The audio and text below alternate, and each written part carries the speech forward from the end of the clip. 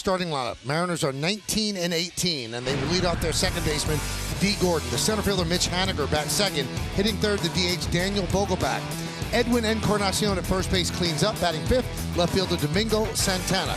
Jay Bruce in right field will bat sixth, batting seventh. The shortstop, Tim Beckham. Ryan Healy, the third baseman, bats eighth. And batting ninth and catching, it's Tom Murphy. Starting for the Yankees is Masahiro Tanaka with a 2-3 record and a 3.92 ERA. You see his numbers. Let's check out the pitcher scouting report brought to you by your local Honda dealers. Paul. Wow, 2 is enough. He lost consecutive starts for only the second time since the start of the 2018 season. More traffic, 2014 to 2018, less than 5% walk rate, which was first in the AL. Now he's up to 7.5, which is 21st. So he's walking a lot more guys. But Seattle is the answer? I would think so. Career 7-0 in 8 starts against Seattle. So matches up well. So this will be the second game of this 4-game set. Yankees won last night. We mentioned the Mariners are 19 and 18. The Yankees are 20 and 14. D. Gordon had 3 hits yesterday. He's ready. Tanaka is ready. And let's do it here in the Bronx. First pitch is a breaking ball strike. We're underway. Dana DeMuth is the home plate umpire. Angel Hernandez at first. Ed Hickox at second. Carlos Torres is over third. DeMuth is the crew chief. What are the chances that's the last time you say Angel Hernandez to me? Something will happen. I think tomorrow it might happen. He'll be getting warmed up here. Well, he'll be at the plate. There's a strike. Well, these are the counts that you're going to start to see if he's able to throw that split finger and get a strikeout, which he was early in the year. The last 3 or 4 games has not been able to get swing and misses with that split finger.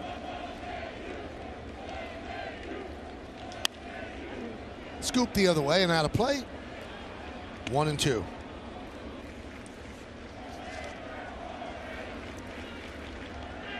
So in his first 3 games, first 3 starts, Tanaka 1.47. His last 4, 6.10.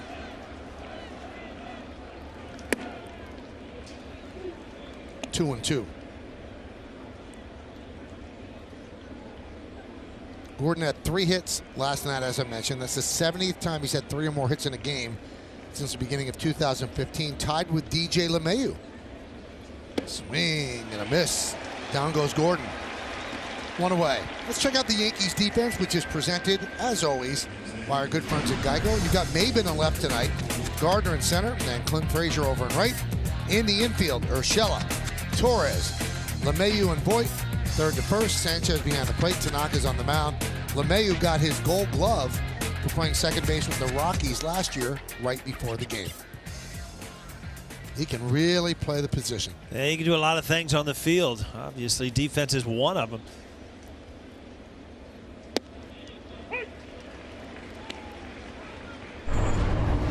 There's Steve Cohen, the rep for Rawlings, presenting the Gold Glove to DJ LeMahieu.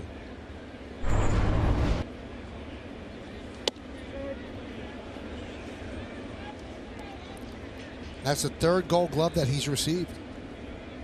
He's the 20th second baseman all-time to win 3 Gold Gloves, but the only one of those 20 to win a batting title. Pretty good resume, right? Not bad. And the Yankees signed him, and he knew he didn't have a position here. Gleyber Torres was the second baseman. He was going to play all around. After week 1, he could pick whatever position he wanted to play, huh? Pretty much.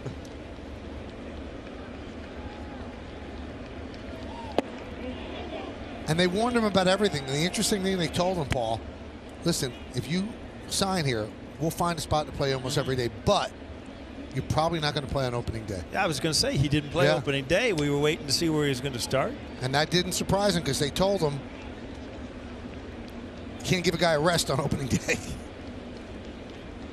2-2. Fouled away.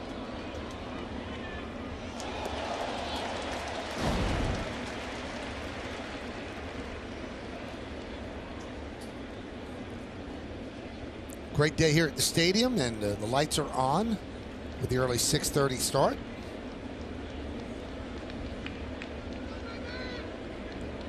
The 2-2. Still 2-2. Yeah, a lot of sliders you're seeing in these strikeout counts. Early in the count, kind of a bigger one for strike one. And he kind of shortens it up to try to get it off the outside corner late in the count.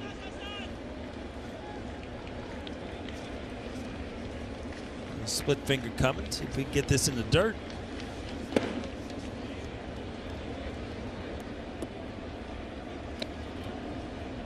Mariners in the middle of a 3-city, 10-game, 10-day road trip. He did get it in the dirt. They were 1-2 in their 3 games in Cleveland, 0-1 so far in New York. Last stop will be Boston. Shook off to go to a breaking ball here. Good pitch right on the outside corner. I think you're one of those guys that will give you an at bat, and then we talked about it. Seattle, as many home runs as they hit, not a huge strikeout team, so they do battle at the plate. 70 home runs, that's the best in the majors. Yankees have 54, they're 6th in the majors in home runs. 3-2. Popped up. LeMahieu with that Gold Glove puts it away for the second out. Let's look at the game time weather presented by Bigelow Tea. It's a beauty. That's all we need to know. 64 degrees the number. Humidity 67%. You don't want to look at the forecast though, Paul. Well, let's just get rid of it. Doesn't matter now. Doesn't help. Went north of us. I already checked the radar. Really? Yeah. Good. You just rest your pinky over there. We're good. Here's Vogelback. For people that didn't watch the game yesterday, probably thinking, rest your pinky. What are you talking about? The man went through a major thing yesterday. He didn't have to pull any mugs this morning, right? Nope. Took the day off. Everything was good today. You just learn lessons. Don't do anything around the house. Yeah, exactly. Mom would ask me to do things I'd intentionally do them wrong because I wouldn't ask again, right?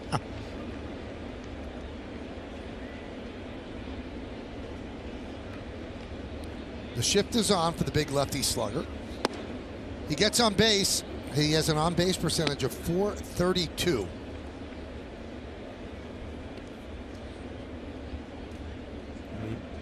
Got the night off last night, but they got a pinch hit, a big pinch hit later in the game. Line drive over the leaping drive. LeMahieu, a base hit to right field. I was going to say, then his second at bat was off Zach Britton, who was no fun last night. But good swing there, a little line drive to right field. Split finger up in the strike zone a little bit, just off the end of the bat. Looking at him, you know he's strong enough off the end of the bat, even to get it to the outfield. Guys talking about bench pressing over there at first base. Well, they look like brothers, but one works out more than the other.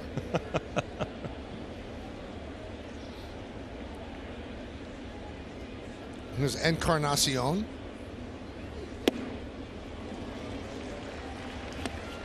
Oh, 0-1. Yeah, you better hope Vogelbach's family are watching the Seattle broadcast and not the New York, huh? Well, I mean, he works out, but nobody works out more than Luke Voigt.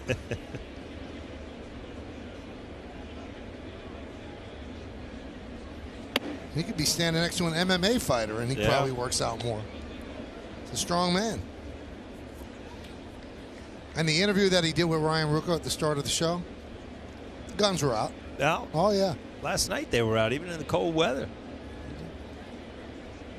The rain, remember the rain, the cold, rainy night, he had them out. Yeah. I'm just surprised that Ryan didn't, take the suit jacket off and, do some flexing. I was tempted to, Michael, but I thought I showed enough physicality yesterday in my jog, so I backed I didn't even want to bring it up, Brian, but you know what? Turn his mic off because it'll get ugly here.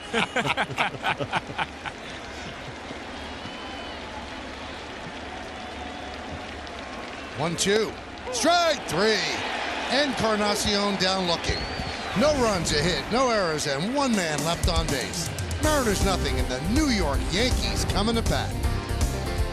Does not allow a run in the top of the first. Now, Marco Gonzalez will take his turn against this Yankee lineup. DJ LeMahieu at second base leads off batting second. First baseman Luke Voigt. Gary Sanchez will catch. He'll hit third. Cleaning up the DH, Miguel Andujar. Clint Frazier in right field will bat fifth.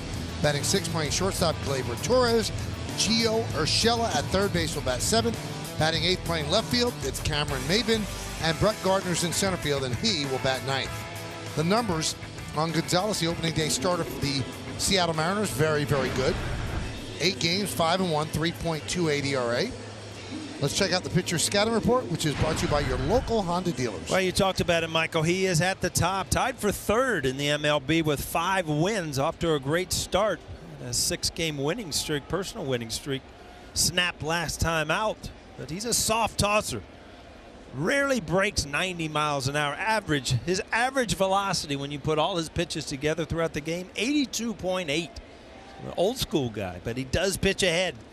Almost 67% of first pitches are strikes, which is third in the MLB.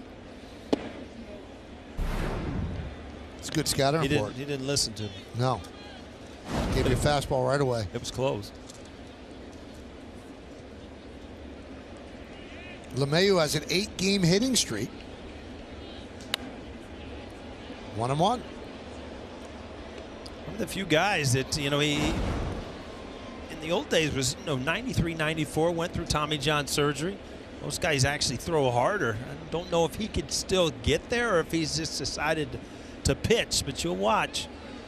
The middle of the plate should not exist to him. He's on the corners. Inside, outside, a lot of cutters. Get to his changeup late in the count.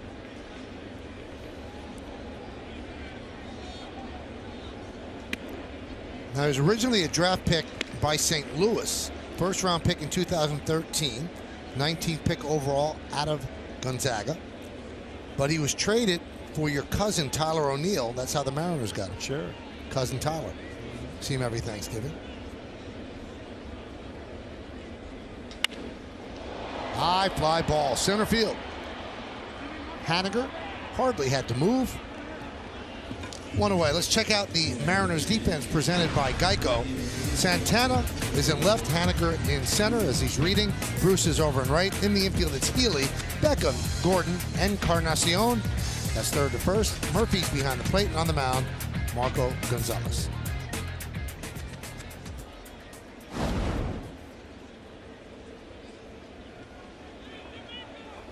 Luke Voigt, we didn't realize when he went deep yesterday in the first inning, that's kind of been a big thing for him this year. Is it 5 or 6 times, right? 5 first inning home runs. 5. And his first inning on base percentage, Paul, .545. Pretty good. Shin-Soo Choo has a .690 on base percentage in the first inning.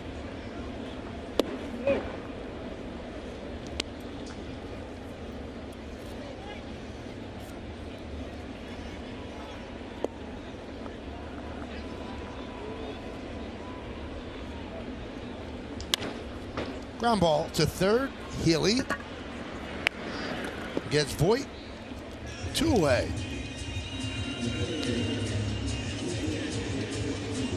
Not happy with himself there. You look at Luke Voigt, and I've noticed watching him through this home. He's upset every time he doesn't get a hit, and I love to see it because as a hitter, why should you not expect to have a good at bat every time up? And it's just he feels so good and so comfortable at the plate that you're frustrated within yourself that every at bat can't be perfect.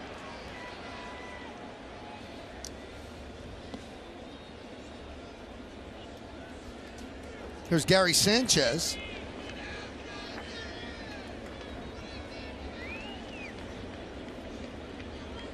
Pitch outside, 1-0.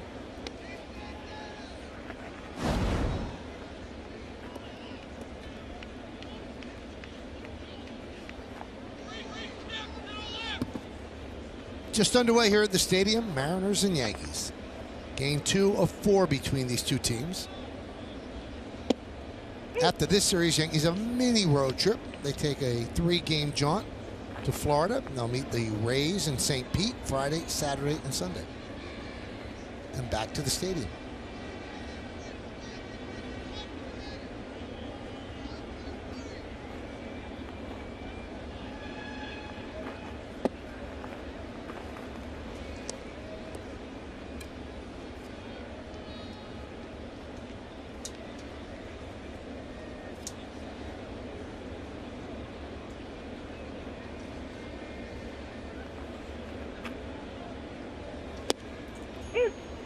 2-2. Ball just off the outside corner. I remember at bats off pitchers like this, Jamie Moyer, Charlie Liebrandt, guys that you were almost like so careful up there as a hitter because you don't want to leave the strike zone. You know they're not going to throw the ball by you.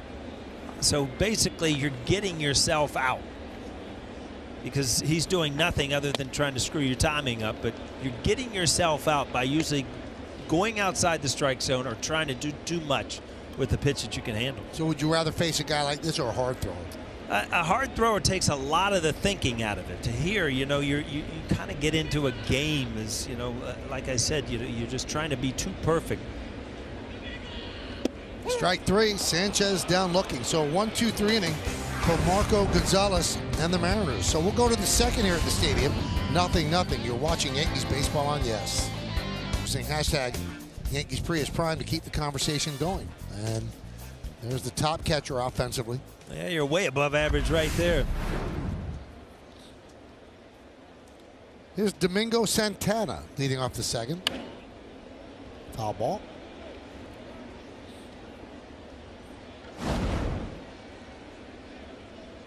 Another thing that has changed over the years offensively, every position now. It can be an offensive position. In the old days, you know, obviously catchers, middle infielders, they were there for defense. And, you know, if you got any kind of offense, you were a plus. But it seems like, you know, as much revolves around offense in this game now that every position, it's almost expected.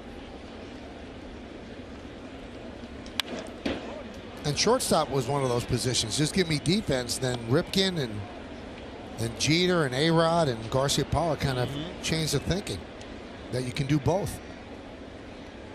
This guy can hit too. A little bit. Got the war paint on tonight for the night game. See that? The 0-2. Just missed off the outside corner.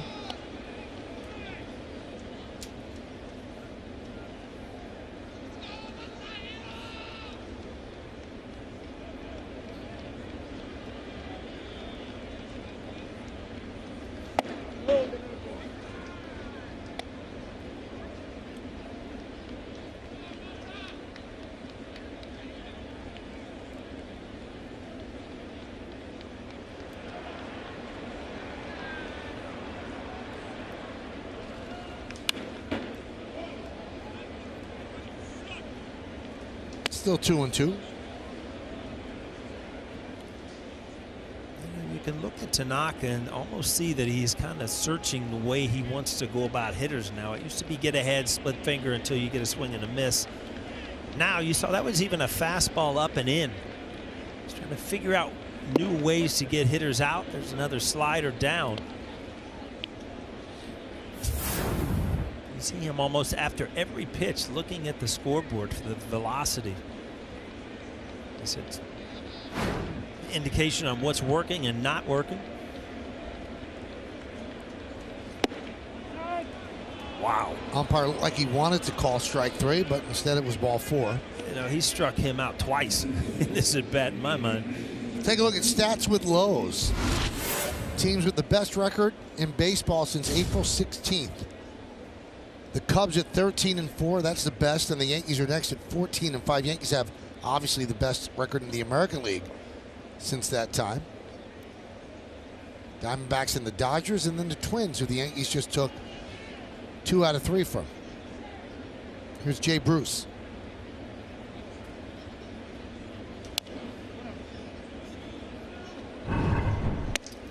He had a slider earlier in the count right on the corner, and this one again right on the outside corner.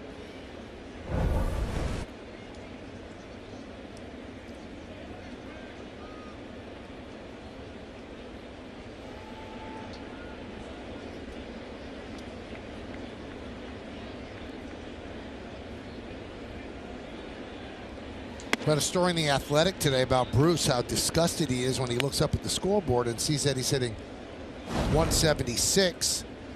But in the new age of baseball, the Mariners are fine. He's got 11 home runs, 22 ribbies, and hits the ball hard. He's hitting in bad luck, batting average on balls in play.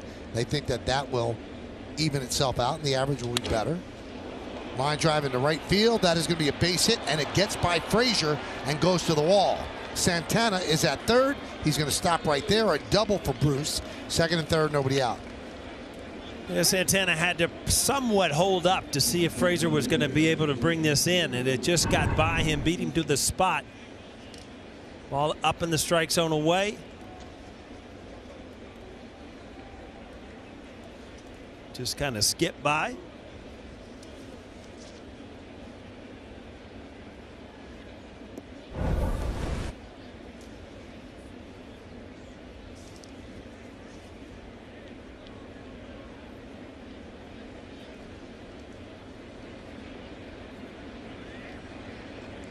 Yankees will give up the run with a ground ball to second or short. They might take their chance coming home, a ground ball to first or third. It's Tim Beckham. So an early problem for Tanaka. 1-0.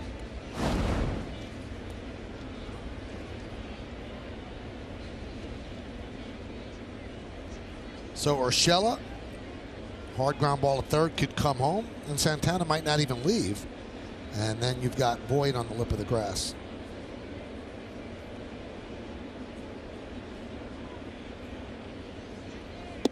There's a strike.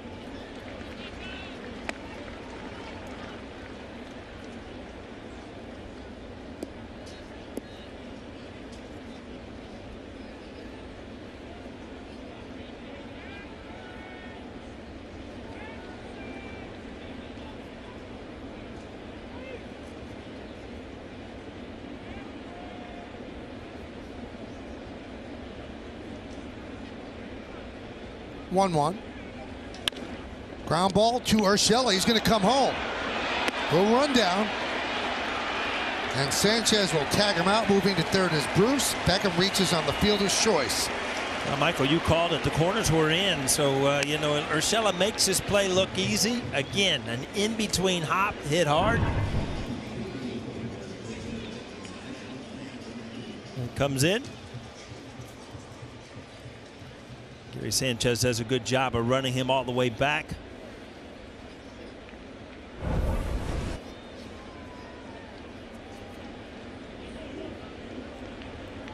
Well, the big play. We'll see if Tanaka now can wiggle away out of another one, get a ground ball, possibly a double play. Here's Ryan Healy, three infielders on the left side. Whole right side is open with Boyd holding on Beckham. Beckham a threat to go.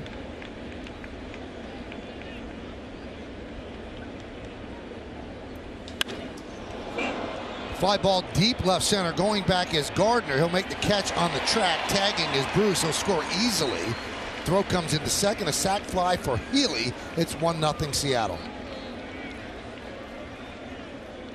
Well, Tanaka, 2 outs now, has given up a run. You know, usually the 1-run innings don't beat you, but again, this ball's supposed to be down and away. Ends up and in all as a hitter, and you see his reaction. Screaming at himself. He knew he missed location. Gave him a pitch easily to hit to the outfield. We've talked about it before. He is a perfectionist, and you can see his emotions on the mound when he misses. Even when he gets away with a strike, but if he doesn't hit his location, very frustrated. And that'll bring up the number 9 batter, the catcher Tom Murphy. 28 years old, from West Monroe, New York, which is upstate near Syracuse. Grew up a Yankee fan, and his favorite player was Jorge Posada. Good guy to like. Jorge's a good guy. Always like playing with him. Well, that was one guy that could probably match your intensity. Jorge was great. There's just some teammates that you look back and think, you know what? I'm glad I had the opportunity to play with him. Number 20 was one of them.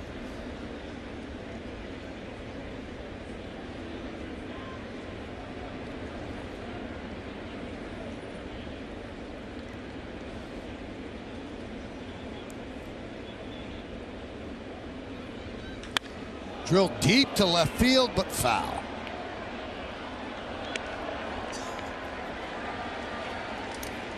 Yeah, that had that sound. Fortunately for Tanaka, it was hooked foul. Again, ball kind of leaking over the middle of the plate.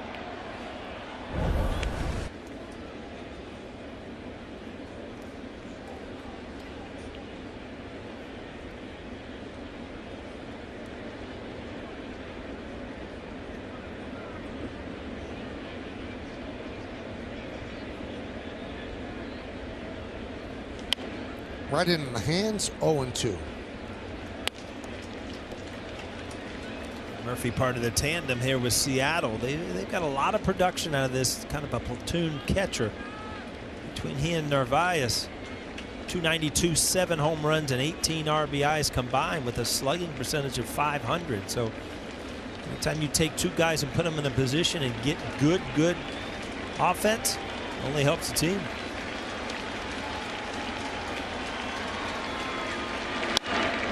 Fly ball, center field. Gardner will put it away, and that'll do it. But Seattle scores a run. 1 hit, 1 man left. We'll go to the bottom of the second. I feel like I'm missing something.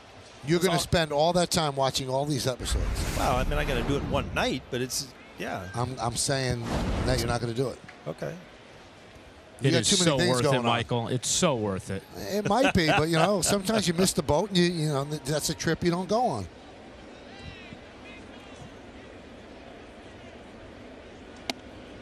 There's a strike, 2 and Duhart. So it's been on, what, 8 seasons?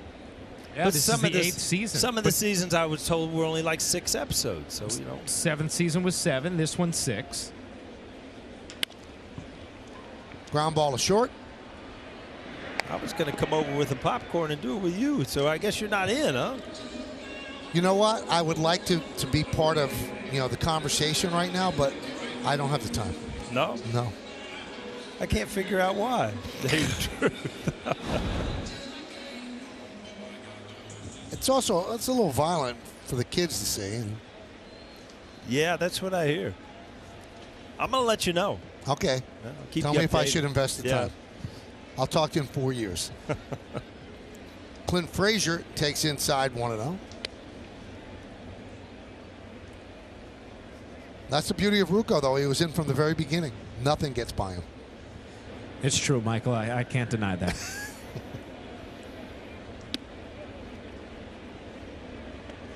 Doing another thing I noticed, because I've always been a music freak, right? Neville is too. So we turned on a radio station that they had all the new music, you know? I didn't even know the new music out, which really makes me feel a little bit old, right? Fly ball, center field. Haniger puts it away, 2 down. Yeah, but when they play 80s in the 8th inning, you're all over that. Over it. I got the 70s and 80s like it's my job up here.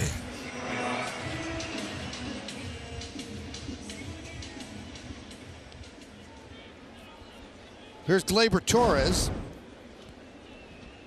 Gonzalez 5 up, 5 down so far against the Yanks. We're in the bottom of the second. It's 1-0 Seattle.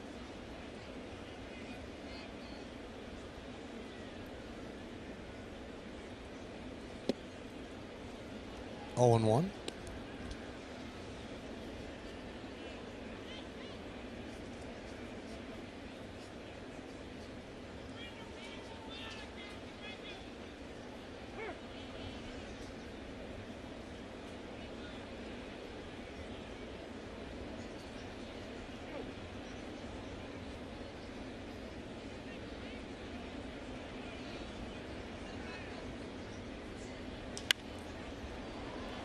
Fly ball right field. Bruce toward the line in the corner makes the play, and the Yankees go down in order against Gonzalez.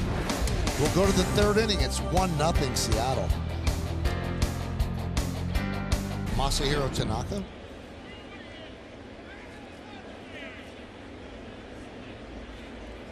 D. Gordon struck out in the first. We have seen Tanaka really, and Paul gave you the scouting report, move away from the fastball, and the splitter is just not doing the job for him. There's a base hit to left center field. He's got to find different ways to get people out, and each at bat seems to be such a chore for Tanaka because he has to be so right in terms of location. Now, just look at the splitter. From 2014 through last year, you hit 196 against it. Now it's 386.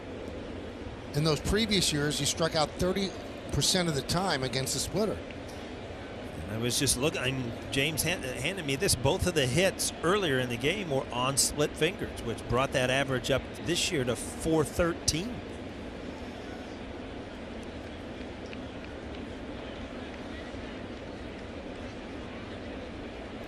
And that takes a big weapon out of his arsenal. That's his out pitch, and you know, when he didn't have that, he would throw the fastball.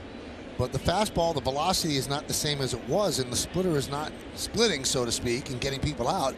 That's why you're seeing breaking balls. Now, the Yankees like their pitchers to throw breaking balls, but I'm sure that they'd like the splitter to be an effective alternative for Tanaka. Well, the good news of all this is, you know, in the past, he has gone through times where he had to figure something out, and he, for the most part, did. And he would come back and put together 6 or 7 really good outings. Urshela does it again. Wow. 5-4-3 double play makes it look easy. I'll tell you what, his defense just, it's very hard to say how good he is as far as the other third basemen in the league, but there's not a lot of guys out there defensively that are better in all of baseball than Urshela defensively.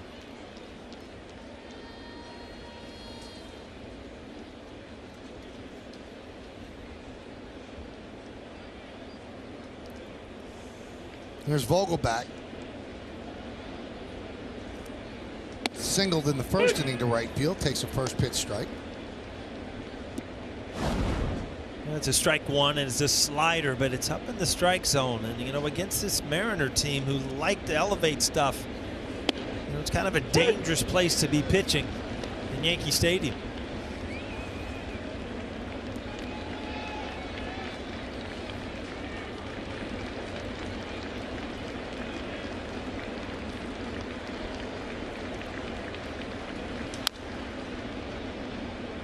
Grounded foul, 0-2.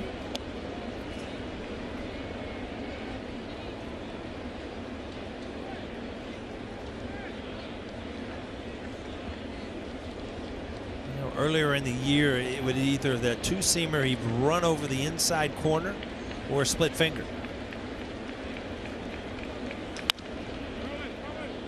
Grounded to first, flip to Tanaka, and that'll do it here in the third. No runs a hit, no errors, and nobody left on base. We'll go to the bottom of the third.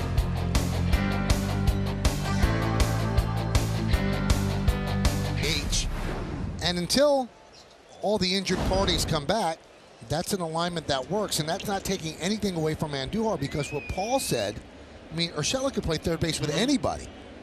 So if you have him, you play him at third, and you have Andujar be the DH. Urshela fouls it away.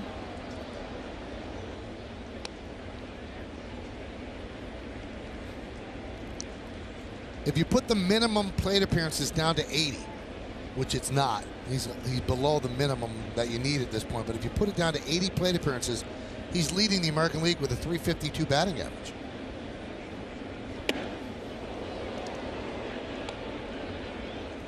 Yeah, I mean, it's the right thing to do. If you're Aaron Boone, you know, Bill Bolin was up here, our producer was up here earlier in the day, and we were talking about it. And today, you know, Torres being back in the lineup, Frazier back in the lineup, this is the best team that you can field for the Yankees at this point. And it keeps Andujar's bat in there. Urshela's a hot hitter. So this is your A team out there today. Nobody getting the day off.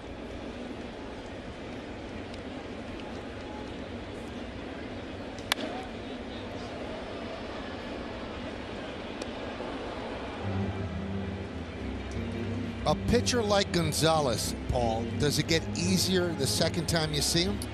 No, because he's a type of guy that kind of feeds on what you're doing. And as the game goes on, you know, if you've jumped on one pitch, he'll go to another.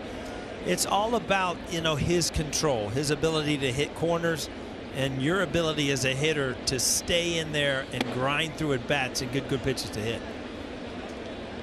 Like I Urshela said, takes a close pitch there. Kind of games that are kind of mentally exhaustion because you're up there just battling the tendency that it looks so good, but it's outside the strike zone, and it's not 95. That you end up swinging a lot of pitches you shouldn't.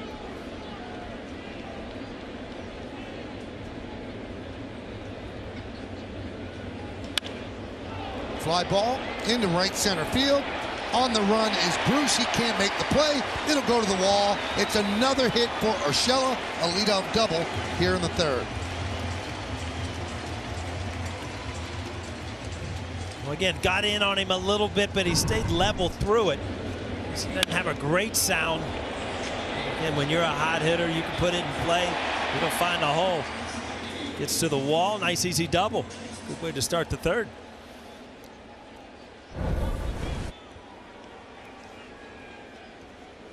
Here's Cameron Maybin.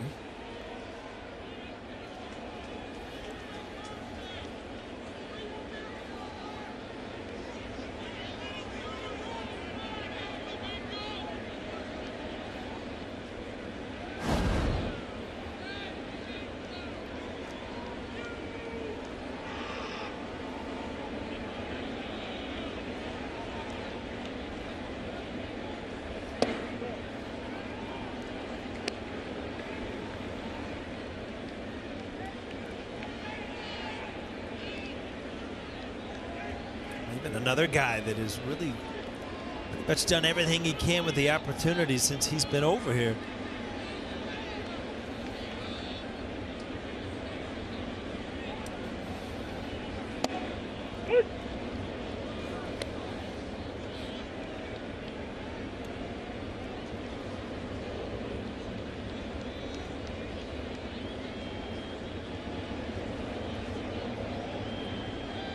Yankees down 1-0. We're in the bottom of the third.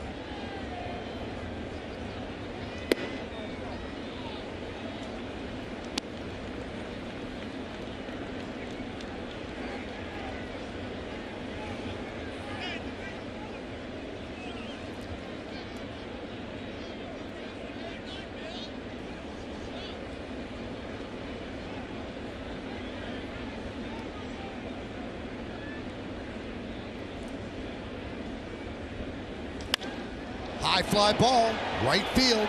Bruce back. He's on the track. He makes the play in front of the wall. Urshela will move to third. Not good at bat. I thought he got him off the bat, but he got Urshela to third with it, going that way. But boy, it's off the bat. The sound. It looked like he got him. See if it got in just a little bit. Yep, just in enough to keep it in the ballpark.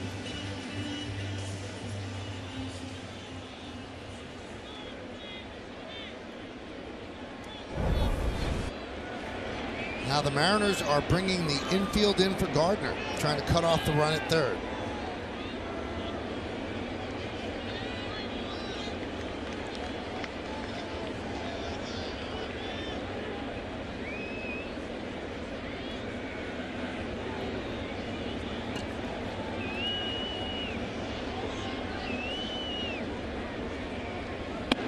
Oh, strike.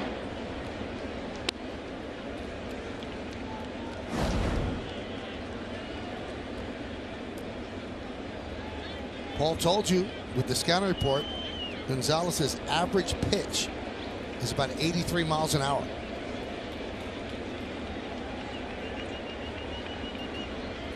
So he's not going to blow it by anybody. Well, that was a 90-mile-an-hour fastball. That was the hardest he's thrown all night. He got it in, Brett Gardner, after going away with the first pitch.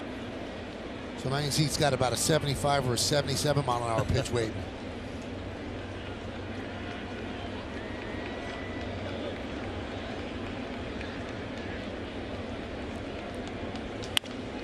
Chopped to Gordon. The run scores. The out is made at first. Urshela took off when the ball was hit.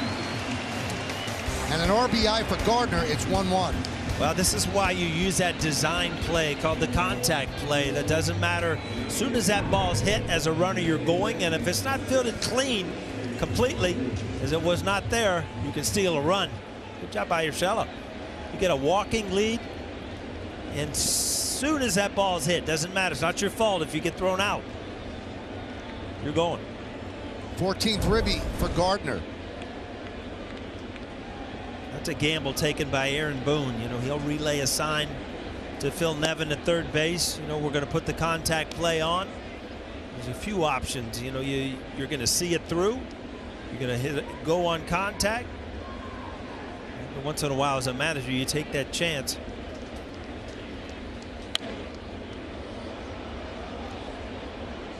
So that is pretty much little ball. Double, fly ball to right, move him to third. Go on contact, ground ball. It's a 1-1 game. And we've seen more of that from the Yankees with the big boppers out of the lineup. I feel like we've gone back 10, 15 years in the game. Huh? Kind of like it. It's exciting. It's entertaining. And honestly, there's a lot fewer strikeouts. Right. But when you ask Aaron that, he goes, I like my dudes hit home runs. Yeah, makes managing easier. I like my dudes. Is that commercial? Chicks like the long ball. Yeah. Right?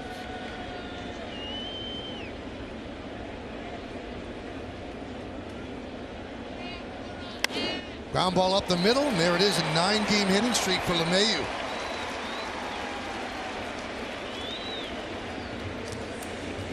Two-out single. You get the feeling that, you know, every at bat is just like a new thing to him. It doesn't matter where the ball is. I'm going to stick with my thing. Where a lot of the power hitters, you know, they'll sit on certain pitches. If they don't get it this at bat, maybe I'll get it next at bat. LeMahieu, every single at bat, just stays out over the plate, puts the ball in play.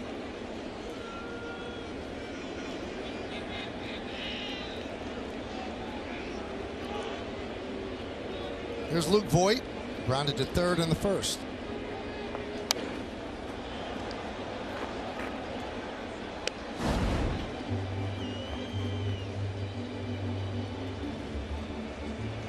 He's got the Luke Voigt cut. Yeah, he does.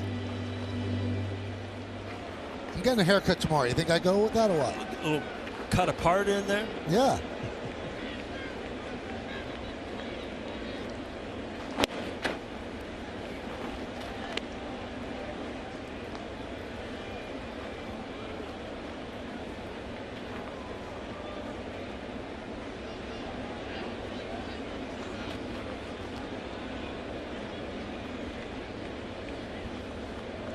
One, 2-1.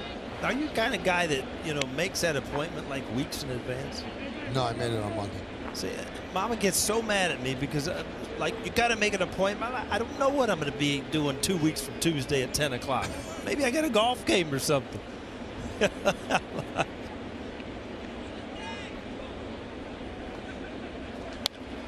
2-2. As you always say, do you realize when you go in there and somebody doesn't have an appointment, that means they're not very good? I'm like, not necessarily. Maybe somebody show up or something.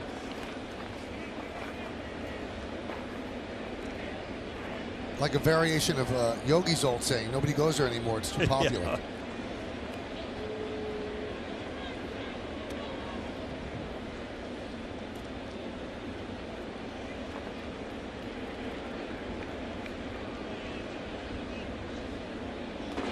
You got hair, though, that looks like you run a Flowbee over that, it's done. You know, there's not much you can do to mess it up, right? Got a big moss there. Used to be bigger in high school. I had a nice fro working way out here. Hey, I think you can still do it. There's some days you come in here with a little high. I don't know if I could pull that off at this age, but 2 balls, 2 strikes, 2 outs. 1 run in. It's a 1-1 game. Swing and a miss. Voigt down on strikes. But the Yankees try to score 1 run, 2 hits, 1 man left. It's a 1-1 game after 3.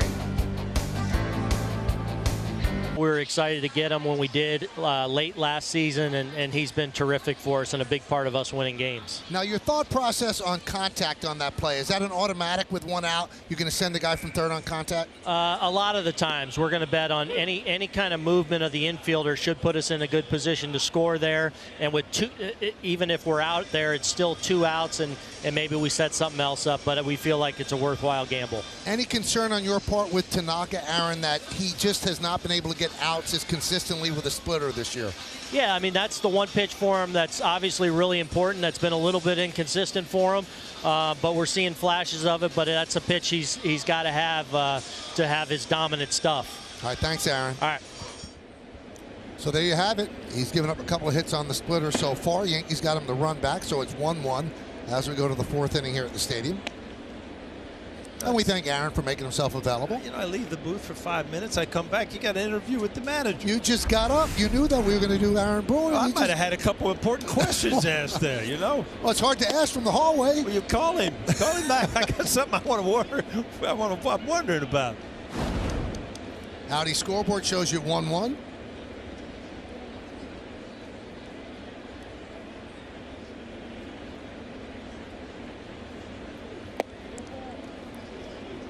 And there's a walk to Encarnacion. For those that are watching at home, Paul likes to spend as little time with me as possible. The second the third out of an innings, he pops up and he leaves. And then comes back when the inning starts. Got to get a little sprint in, walk up and down, make sure all the people are doing what they're doing, say hello to everybody. Here is Domingo Santana.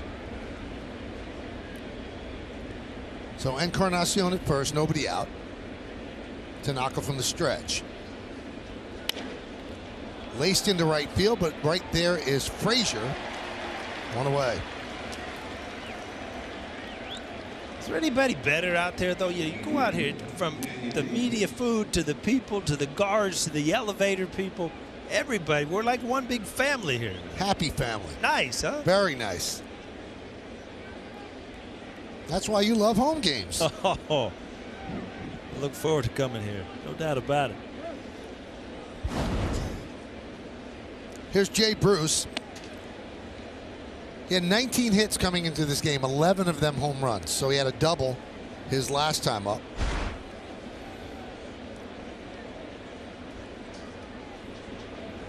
It was like Aaron Judge. I remember when we did that first game in spring training. I think he had like 11 hits, and he got his 12th hit. It was like the first single he had in spring training.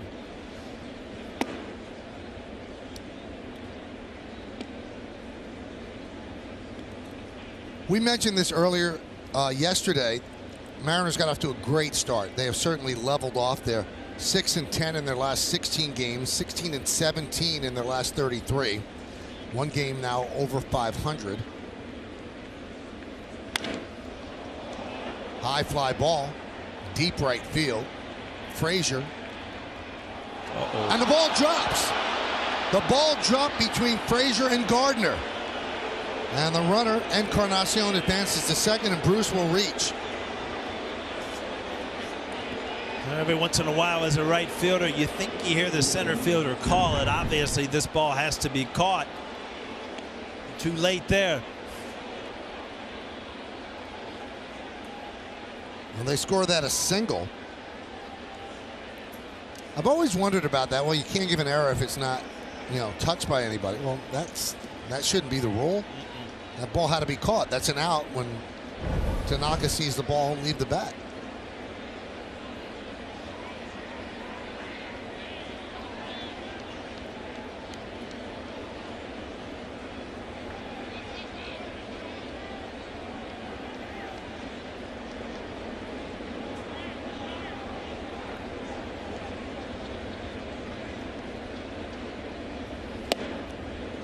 Oh, and 1. That's why I always intentionally, and I don't mean it in a jokingly manner, because it was always a joke that, I would tell Bernie, everything in the gap is yours. But, when outfielders start running close together, you start hearing footsteps and things. If it was not my ball, I wouldn't go anywhere around the other outfielder, because then there was no miscommunication.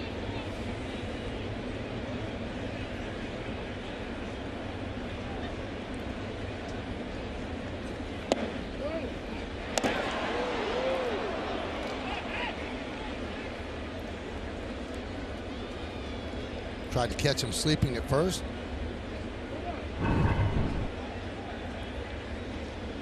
Gary Sanchez has a great arm. You see him fire this from his knees. Dangerous play because you don't want to launch that down right field, but they had a shot there.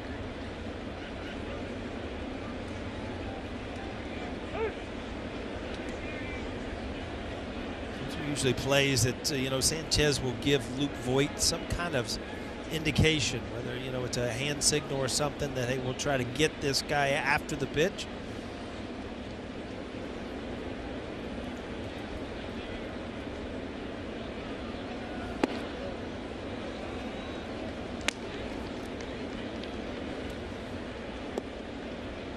It's got to really wear on a pitcher because Tanaka is not as sharp as he wants to be, and it's a chore to get each out. I mean, he really works hard, and then when you get a fly ball that you think is an out, it's got to be a little bit of a letdown. You've got to collect yourself.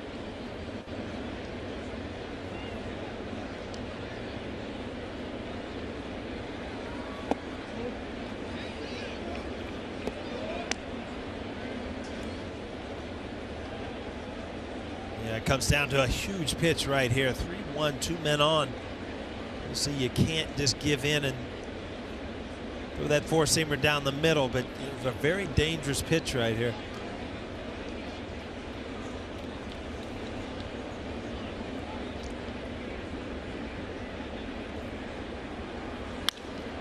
High fly ball. Mabin's there. Makes the catch, tagging Encarnacion, but he just draws the throw. Again, a big out right there. Just missed it, got under it. That's been 2 consecutive balls. Bruce just got under one, and now Beckham. So Tanaka one hitter away from escaping that air.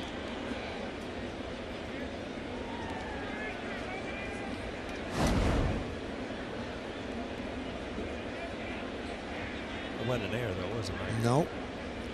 And we talked about how Jay Bruce has been victimized by having a low batting average on balls in play. Well, he just gets a gift. Got one back. Yep.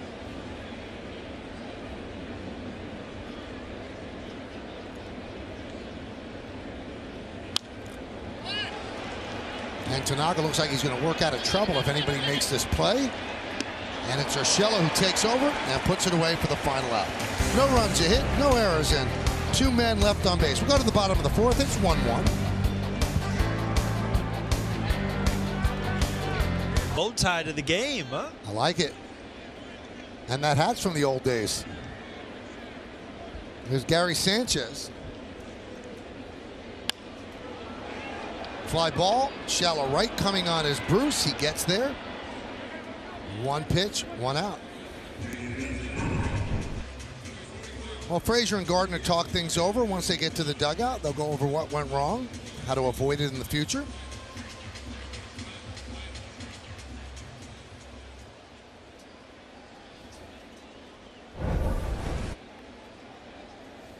Those are much easier conversations when it doesn't cost Yeah. you runs. You know that? Get a 2-run double after that or something. You don't even look at each other. Audi scoreboard 1-1, bottom of the 4th.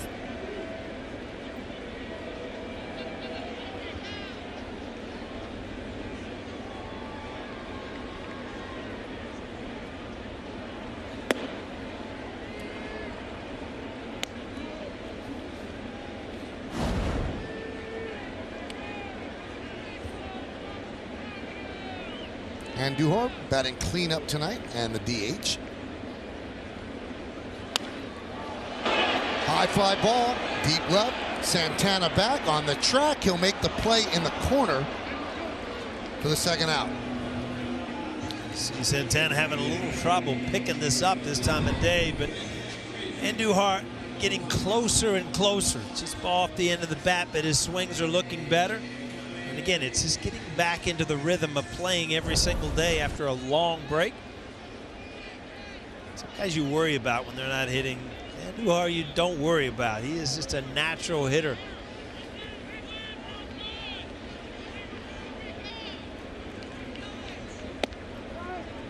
Clint Frazier takes high. Clint with a fly ball to center. That was in the 2nd, so he's 0 for 1. 10 for his last 32. He was red hot before he went on the IL. Now trying to get his rhythm back at the plate. 12 days off could set you back. Sounds like a song. I'm writing it now.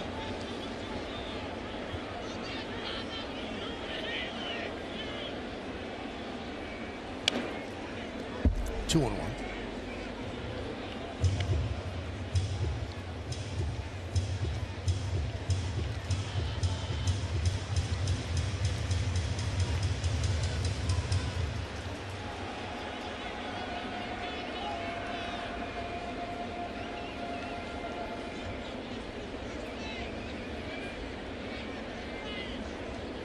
And the pitch. 2-2. Everything moves, different speed, working corners.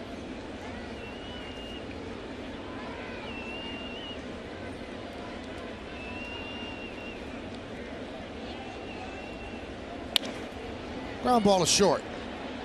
Beckham. And that'll do it. A 1-2-3 inning for Gonzalez and the Mariners. We've put 4 in the books. It's 1-1. This loss last night cooled off just a bit by the Orioles. 1-1 game as we go to the 5th inning. Tanaka has allowed 4 hits and 1 run. The 1 run came in the 2nd inning on a sac fly by Healy. And there's a strike.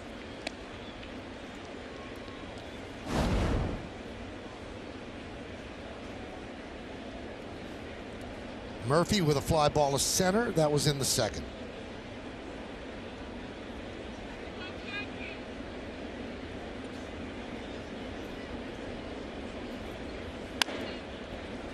$18 batters faced for Tanaka, 14 first pitch strikes, so that's very good.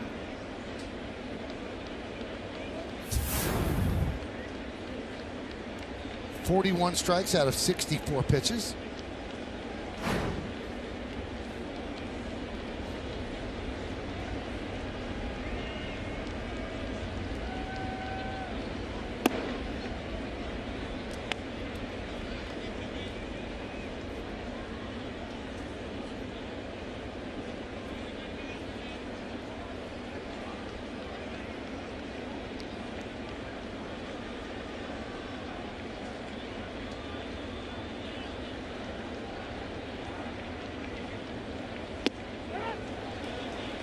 And Murphy down looking. A strikeout, but it's done with the slider, not the split finger. And so he's kind of gone away from it with the 2 strikes, and that's a good one. A short slider off the outside corner.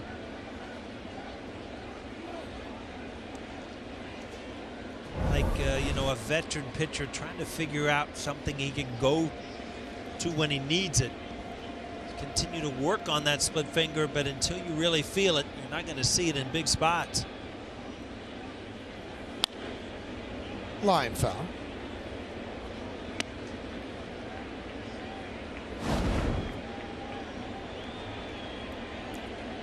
Gordon struck out in the 1st, singled the left center in the 3rd. So 4 hits in this series so far. 3 last night.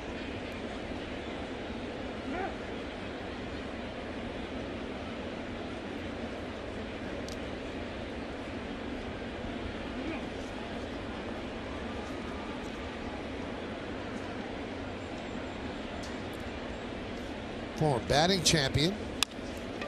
Lofts that one to left field. Maben's right there for the 2nd out.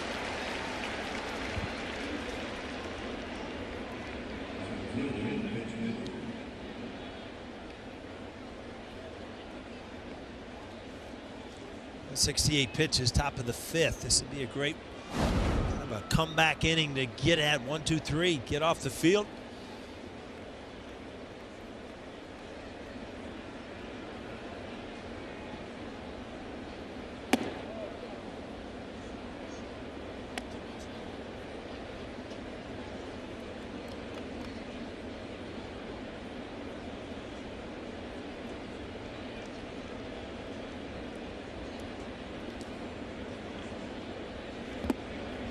Two and 0 on Haniger.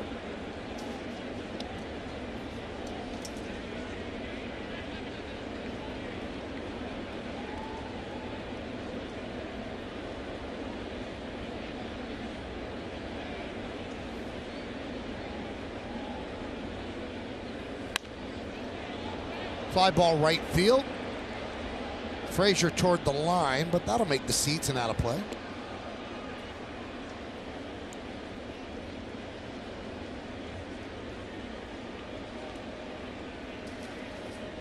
.71 pitches for Tanaka, 2 outs here in the 5th.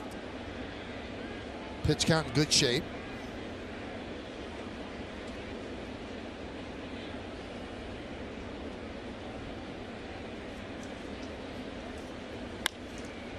Fouled away again.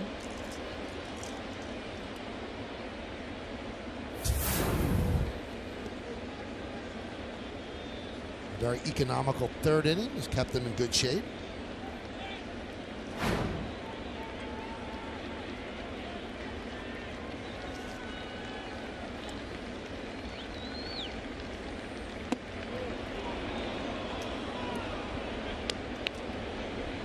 Two and two. This ball just below the strike zone. Tanaka went with the fastball, tried to trick him there, but it just a little bit low. Sanchez doesn't hold on to the foul ball.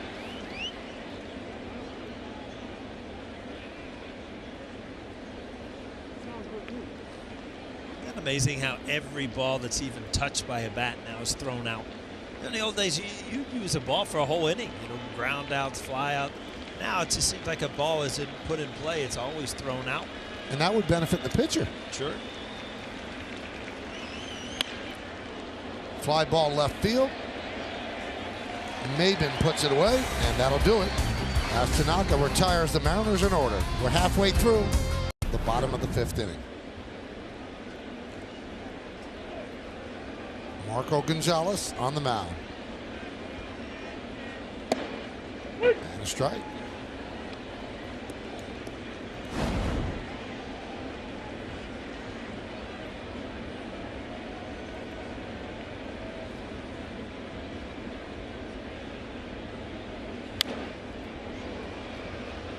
Quickly out in front, 0-2, and Paul gave you this on the scouting report. 67% of the pitches that he throws are strikes. I was just watching him walk back, and it just seems so weird to me to see a number 7 as a pitcher. Huh? It is a little odd. Just don't see the single digits very often on the hill. Mike Leake, who will pitch either tomorrow or the next day in this series, he's number 8. They got Mickey and Yogi on the hill for the Mariners, huh? Yes.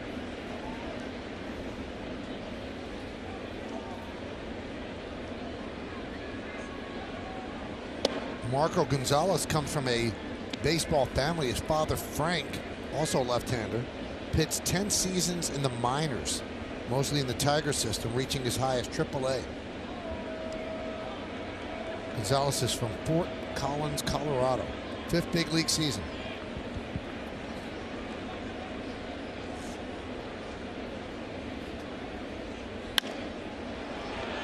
Now, it was the opening day starter for the Mariners. Opening day for the Seattle Mariners this year was in Tokyo, and he beat the A's. So the early beginning to Seattle season actually let him start 4 of the team's first 13 games, and he went 4-0.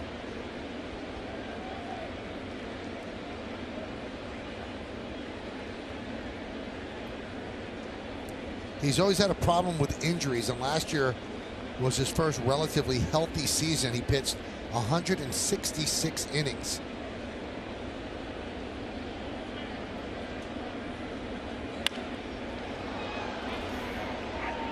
Fly ball right center. Haniger makes the play. The 2019 FIFA Women's World Cup kicks off June 7th, and all eyes will be on Alex Morgan, Carly Lloyd, and the U.S. women's national team as the defending champions head to France, looking to win an historic 4th World Cup. All matches will be live here on Fox and FS1.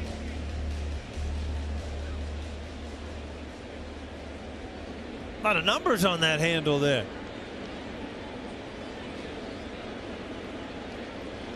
Here's Gio Urshela.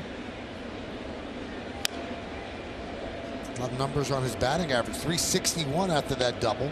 Actually, I thought I saw like a date, which that's when the bat was made. I mean, they're very intense on things now. I mean, yeah, look at that, 8-15-18. Like a wine. Yeah, and then you know, probably there's a weight, there's a length.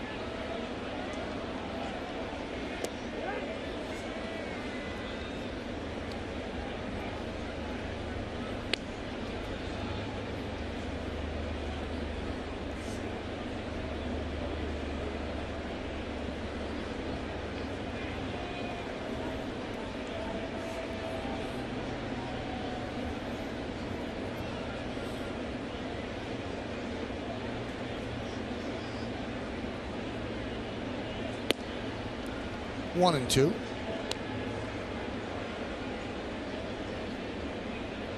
That's an ominous looking sky. Yeah, that little rain we had going north, I think, made a U-turn. Just wanted to come visit the stadium for a while. Hopefully it's light, Michael. That'd be the way to root. As Urshela down on strikes. Uh-oh.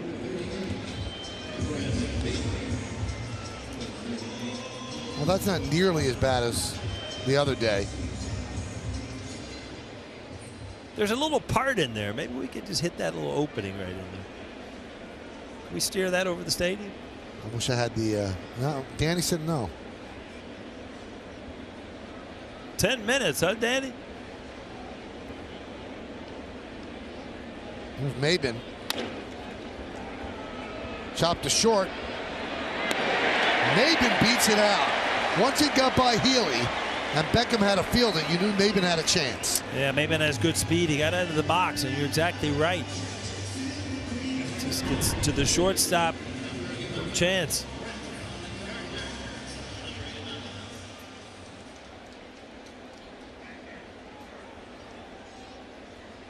Look at all those extra hits you get when you can run, Michael. Huh? He's also umpiring for Angel Hernandez.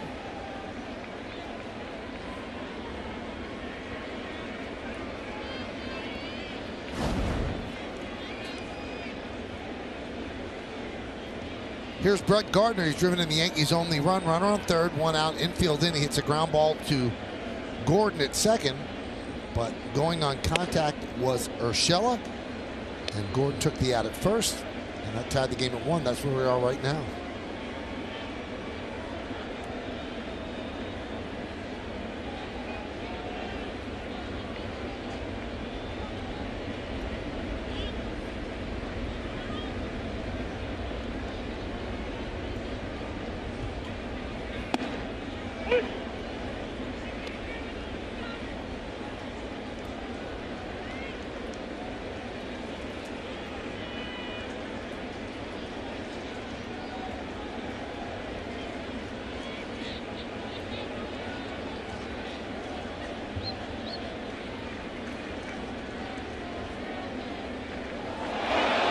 That one gets away, allows Maben to go to second. He'll round second and go to third. The throw is in time.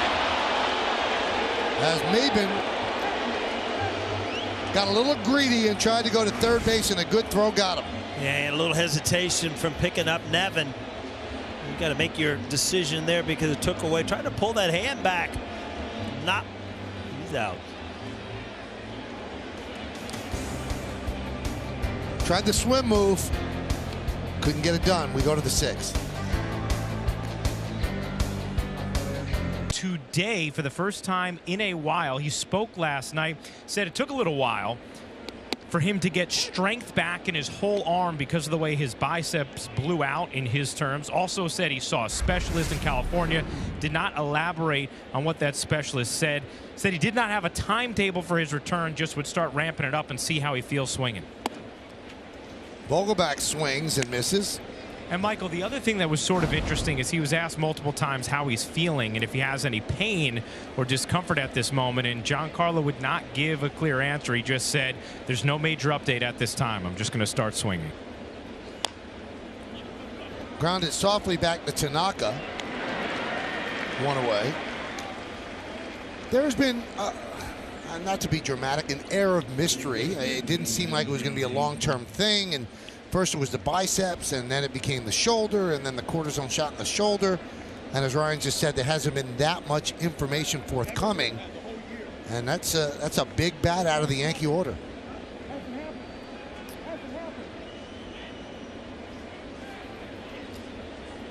Yeah, it's hard to replace that much run production when you're talking about home runs and RBIs. I mean, it's just, you stick that in the lineup day after day, and you know what you're going to get, basically.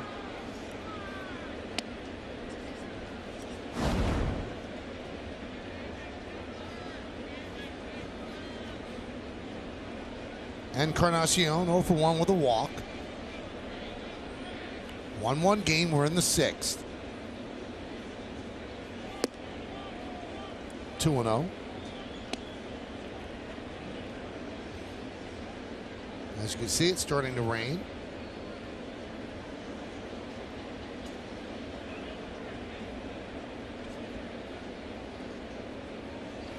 That one is ripped to left field. Is it high enough? Yes, it is. A home run. 2-1 Seattle.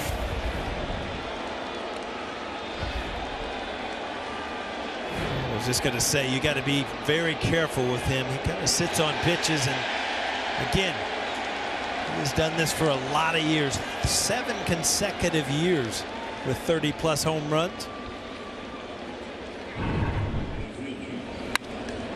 Ball just leaking back, and you see Tanaka. He doesn't even want to look. Just a strong, quick swing.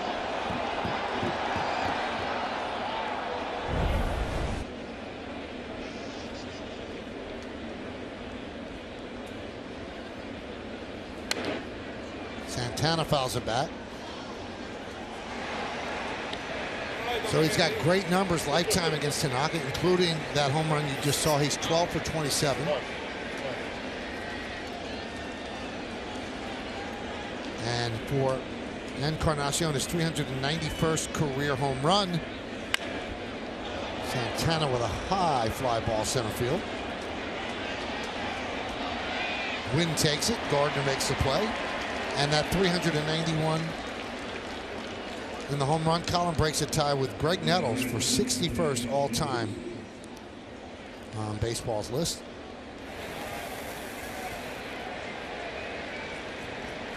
And he also walked the parrot as he was jogging around the bases.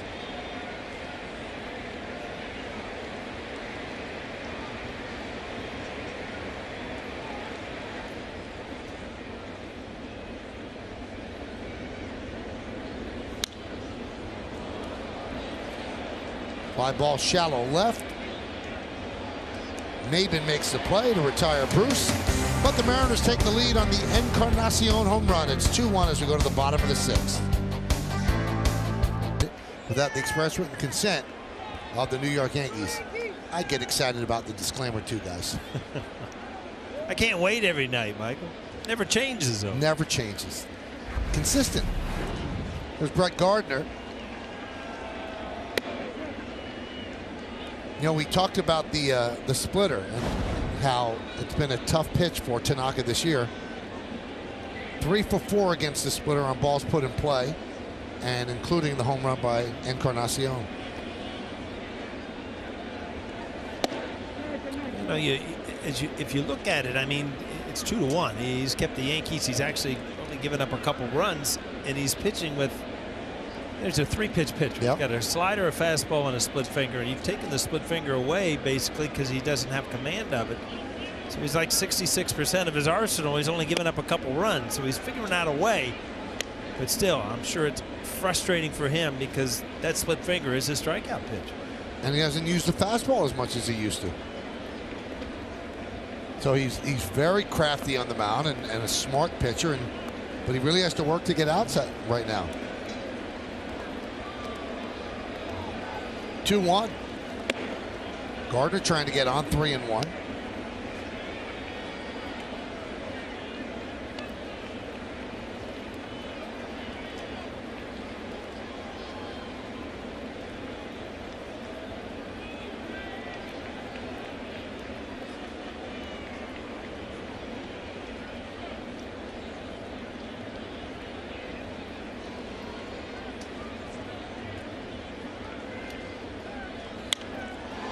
Deep to right field. But foul into the second deck. Gardner never moved, so he knew it was foul right away. Plenty of distance, great swing. Just pulled it a little bit too much.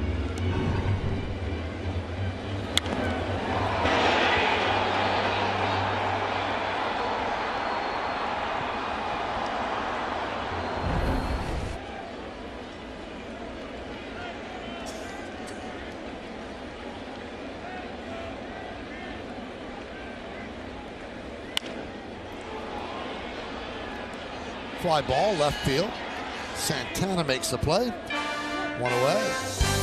Yankees Baseball on Yes is brought to you in part by Norwegian Cruise Line. Feel free. And by the New York Lottery.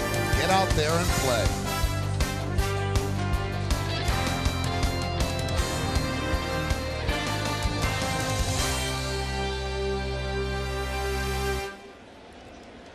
Yankees and the Mariners playing through the raindrops here at the stadium.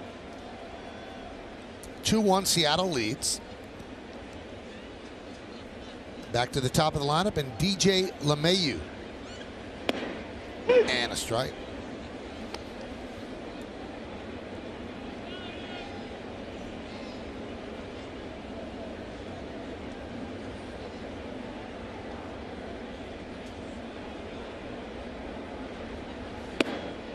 One and one. We told you that Gonzalez has been hurt a lot.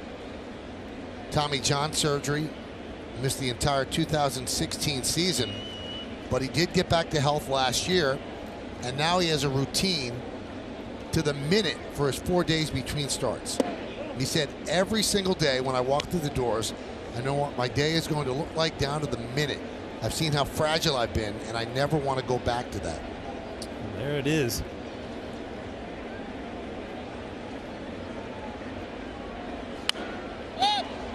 Popped up behind the plate. Murphy runs out of room.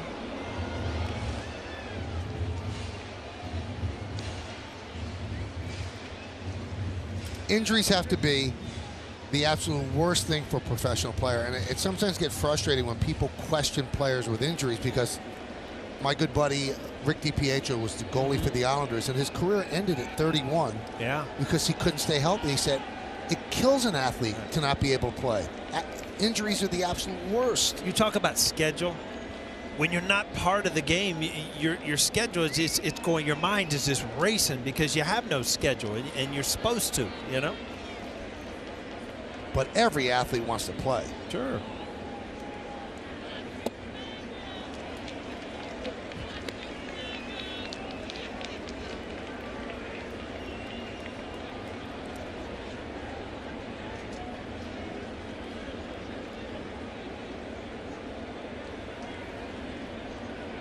Three-two.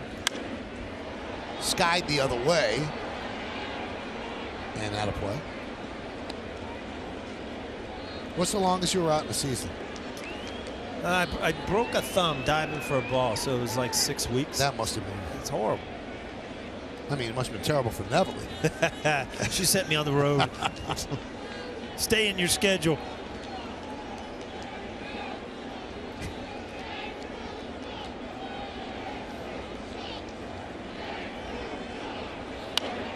Skied the other way.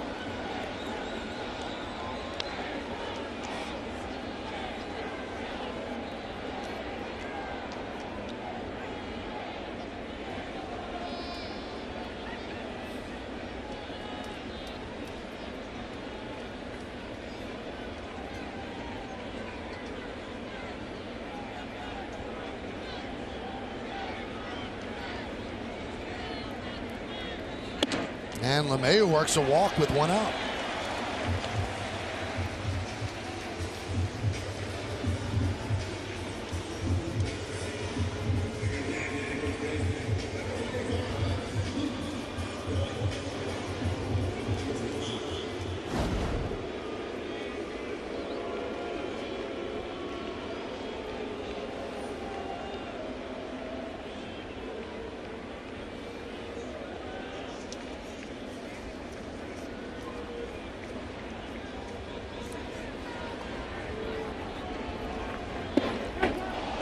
And that got Voigt couldn't get out of the way. He's hopping around. And his haircut doppelganger doesn't like it. He wants to charge a mound.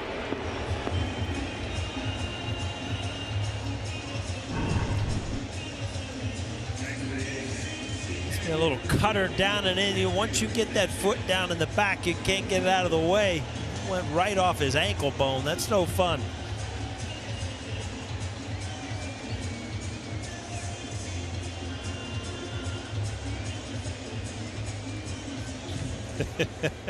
Little brother doesn't like it either.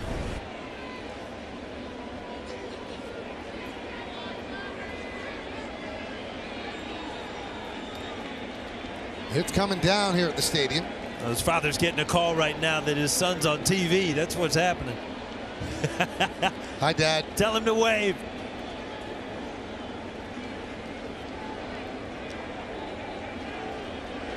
Nothing's a secret anymore, Paul. No, doesn't take long. Here's Gary Sanchez. 1-0.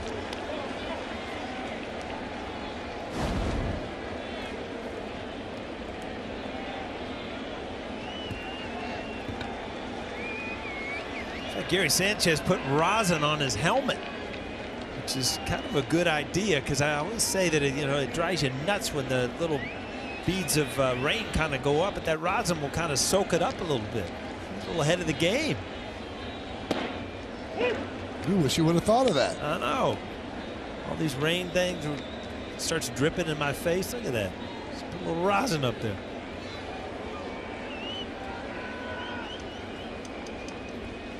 The pitcher's rosin bag. You also have some in the dugout over with the pine tar.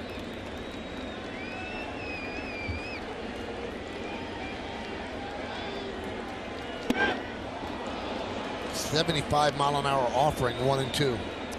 He also had a little hesitation in his delivery there, which Gary Sanchez having a leg kick can sometimes draw you off. So he kind of hesitates and then kind of snaps off a slow curveball.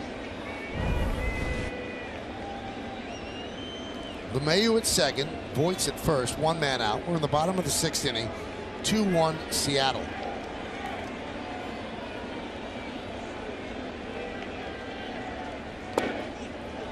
Two and two.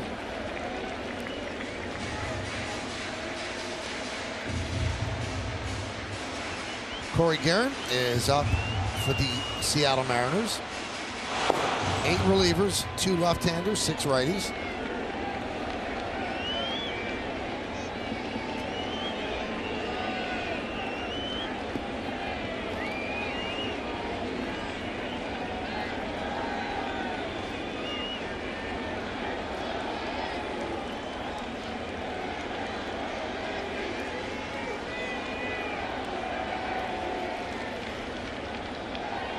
The 2-2. Dialed that one back. Tried to sneak a fastball in the inside corner. He got it in there, but Gary Sanchez quick enough to get to it. He pulled his hands in a little bit. Looked like he was trying to actually hit that ball to right field.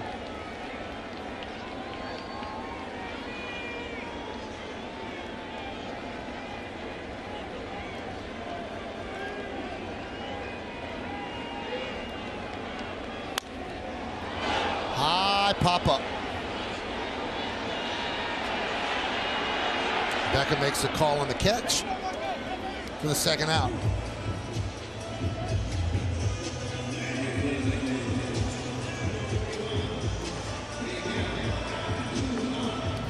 Andujar has been closer and closer, it seems like, the last couple days. Swing by swing, at bat by at bat. See if it catches up this time. Big 2-out RBI situation.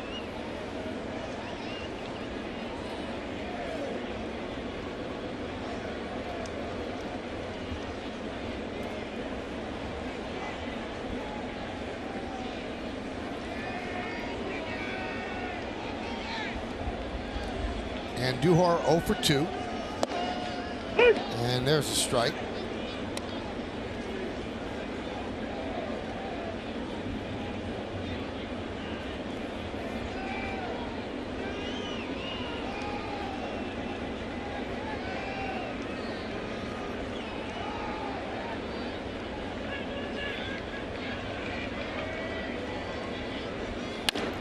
Ground ball. Grabbed by Encarnacion, but he tagged Voigt on the way by for the final out of the inning. No runs, no hits, no error. 3 really good choices. A tough vote. I'll split those with you, Michael. You take 12, I take 12. We're off the hook for Mother's Day. There you go. Huh? You know, April showers bring May flowers. Well, we should have plenty of flowers this year, right? Jonathan Holder getting ready as we start the 7th inning. Here's Tim Beckham. Cadillac scoreboard 2-1 Seattle. Beckham swings and misses. Don't forget next Sunday, Michael. Very important day. It's this Sunday. Well, I mean, it's all set. Okay. I'm going to be out of town, so it's all set. I got to get home and get it done. Everything's wrapped. Everything's going to be delivered. Really? Oh, yeah. They're all today. You know what? You're kind of new in this thing. Marriage and the mothers. Don't ever fall for this trick. Mama says, you know, I don't want anything for Mother's Day. Well, that means she I want something or else, you know. It just doesn't play that way. You can't. Does it get better the longer you're married or worse? Oh, yeah. It's easy. You just know it. You better get it done.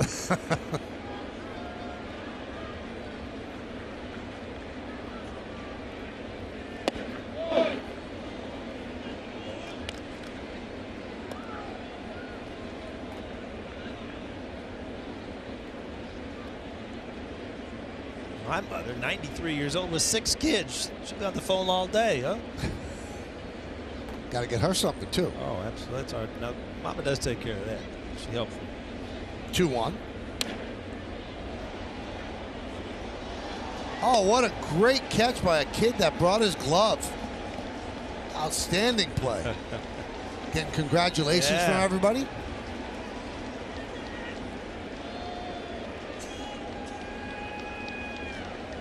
And you know why he made the play, Paul? Because he's the one kid that's sitting in the rain rather than sitting with everybody else with the overhang over them. Worth it for a foul ball, huh? Where is that pitch? Let's see. Huh? Nice. How about that? Just a grab. It's one of those things you'll never forget, Michael, if you're a kid, right? Absolutely. Look at the smile. Love it.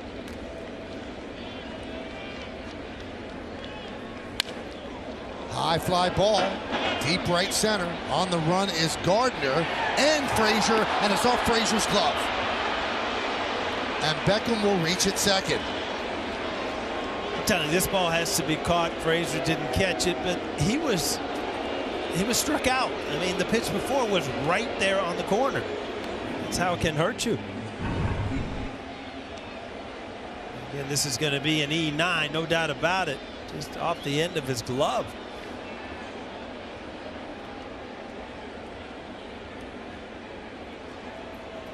And it is an E9.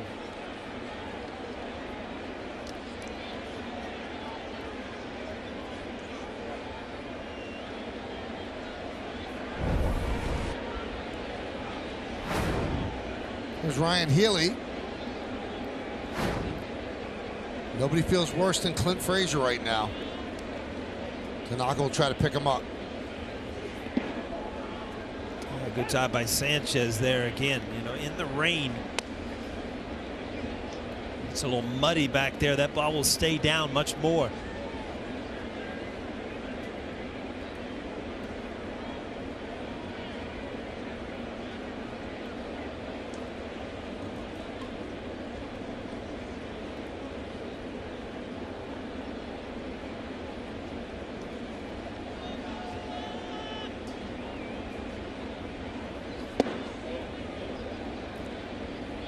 This is a pitch that you thought was strike 3, right? Yeah, this is a pitch before. I mean, this ball's right there. It's just that's the pitch he wanted. Didn't get the call.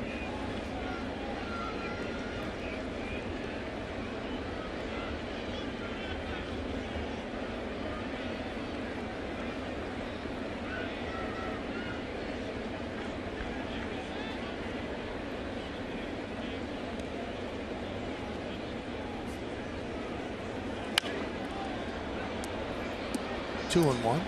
It's a couple of weird scenarios for you. Look at that. Look at the numbers on that card. This year in the majors, runner at second with nobody out brings in 4 times as many runs in the inning as the base is empty with 1 out. Frazier catches the ball. There's 1 out. If he doesn't catch the ball, now you got 4 times the chances of giving up a run. Huh?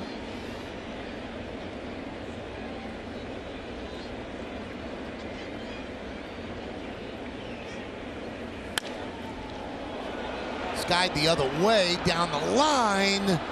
Foul ball.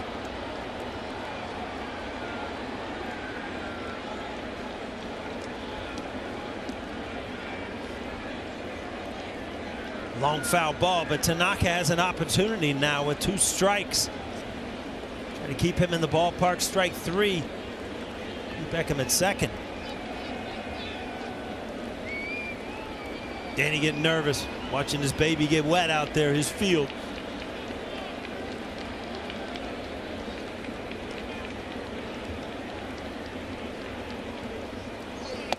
Strike 3. Strikes out Healy. Big strikeout for Tanaka.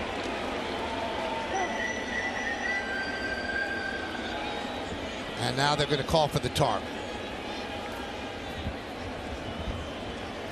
So if this is a lengthy delay, that might have been the last pitch that Tanaka throws on the night.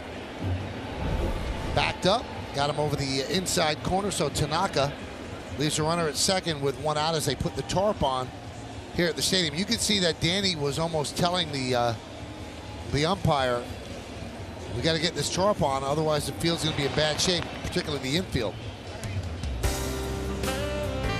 You know what that music means. It's not happy music by any stretch of the imagination. It's well done and beautiful, but not happy. We'll come back. We'll talk about rain. Tanaka. So although Tanaka struggled, and you see Holder's numbers, 2-1, he did his job. You know what? He battled. There's no doubt about it. It's kind of a professional pitching performance because, you know, if you think about it, he's a 3-pitch pitcher, but he only has 2 pitches working. He's got a fastball and a slider. His split finger has abandoned him here for now, but definitely pitched well enough to be in the lead here, but he's down 2-1. All right, so pinch hitter for the catcher, Tom Murphy. The other catcher, Omar Narvaez. And Jonathan Holder is on the mound. Runner at second base with 1 man out. And the reason that Tanaka gets taken out is obviously because of a rain delay that will go down 1 hour and 12 minutes. I was having so much fun, it just flew by. I know. Just hanging with you, talking. Runner at second base, that's Beckham. And he reached on an E9, a ball off the glove of Clint Frazier in right center. Then Ryan Healy struck out looking, and the rain really started to come down, and they put the tarp on. But it's 2-1, top of the 7th inning here at the stadium.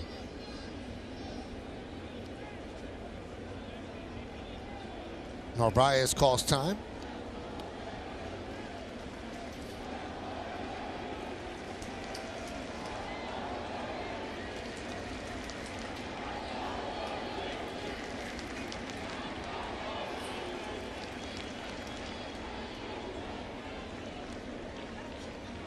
And the pitch. Swing and a miss.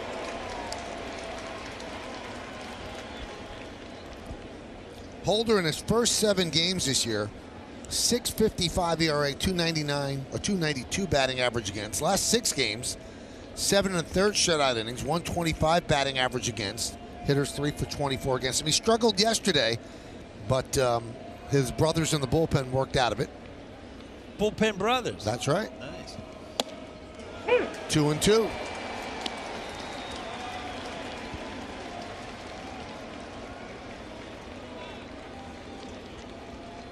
Always was hard after like an hour, hour and a half of just sitting around. You try to stay mobile, and you have cages and things, but all of a sudden you walk out and the bright lights are out on the field again. And kind of hard to get the body going again.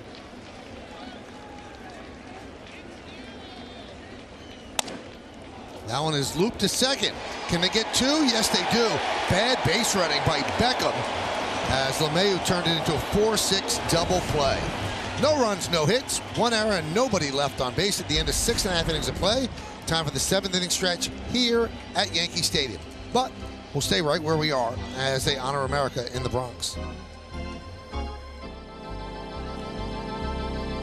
Ladies and gentlemen, will you please rise and remove your caps, and please direct your attention to the area behind home plate as the New York Yankees welcome an honored military guest who is joined by his family.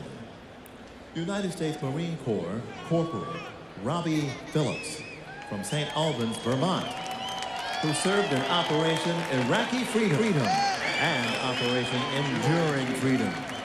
The Yankees say thank you for your sacrifice and service to our nation. Now, ladies and gentlemen, please join us as Yankee Stadium organist Paul Cartier plays God Bless America.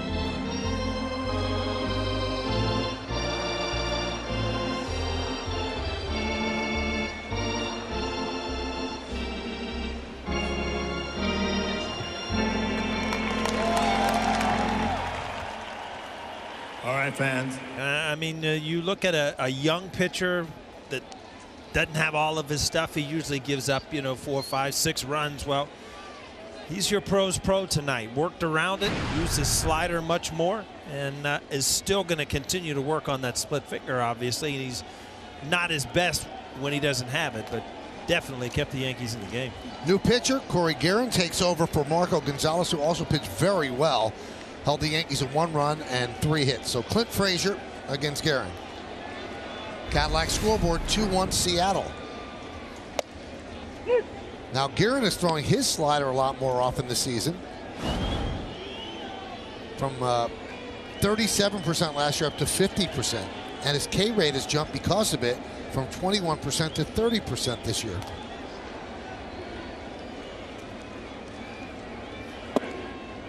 And you can teach an old dog new tricks. Guerin's 33 years old. Can always improve. 8th big league season. I think the analytics show that, the breaking balls and the curve balls, they're being brought back into the game a little bit more. But the average against is less, is less than good fastballs.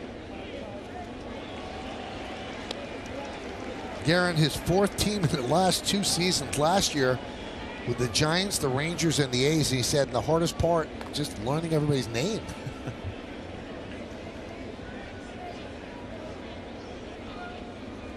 Frazier 0 for 2.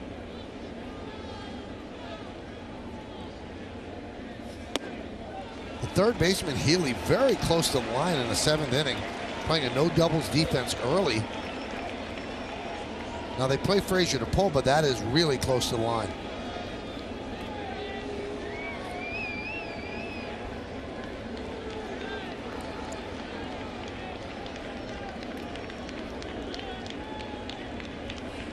Line drive, a base hit to right field. Let's see if he can turn it into 2. He rounds first. He's going to stop right there. Throwing behind him is Bruce. And a nice play by Encarnacion to snare the short hopper. So a leadoff single for Frazier. This is what he was doing when he got hurt. See that ball kind of running in, but he stays inside and he uses right field. Bruce gets over there. Ball doesn't skip to the corner. Gets around it. Keeps Frazier at first base. See Frazier running very well after that ankle injury, but no chance there. He wants to put a positive imprint on this game. I was going to say, he needs a hit really bad to kind of get rid of the defensive problems tonight. Here's Gleyber Torres. Fouled away.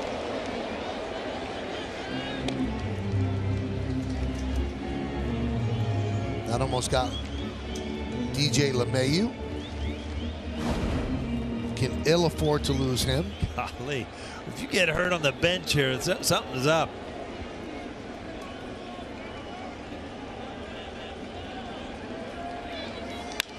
Line drive, center field. That's going to be a base hit. Frazier will stop at second. So back-to-back singles to open up the 7th inning against Guerin.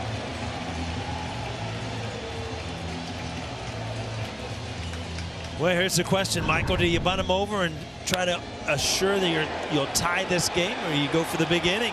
Shell one of your hotter hitters. What do you do? You know what? I'm a little old school. I might give him a swing, and then, you know, if it doesn't happen on that first pitch, try to move him over.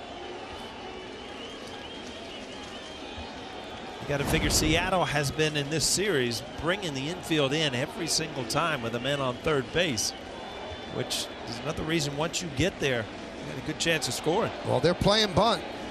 Healy's in on the grass at third, and Encarnacion at first. Not bunting, and there was no wheel play on, so if you can bunt the ball at third base, the job is done. This is what he's done with runners in scoring position so far this season. 7 for 20, driving in 6.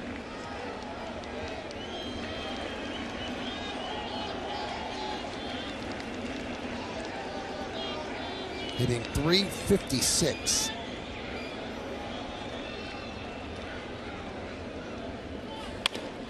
Ground ball to second base. Can they turn 2? They just get 1. Clean slide by Torres, taking out Beckham. Yeah, this was all caused by a, kind of a bad flip from Gordon. A big break for the Yankees because this is a sure double play. He kind of gets handcuffed in the back of his hand and throws it across the bag. And when I tell you what, in the old days, that's an injury waiting to happen when you were allowed to actually take out the shortstop. This is inadvertent, but it, it did take him out. And he's well within his rights because the shortstop was before the bag, his foot. So Torres made the slide, and it was never a question. Now first and third, one man out here is Cameron Maben. 2-1 Seattle leads, bottom of the 7th inning.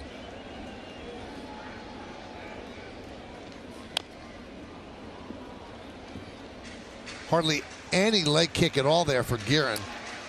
Yeah, almost kind of stutter steps and then slide step. Remember Rob Nen? Used to kind of throw like that, but boy, he threw hard.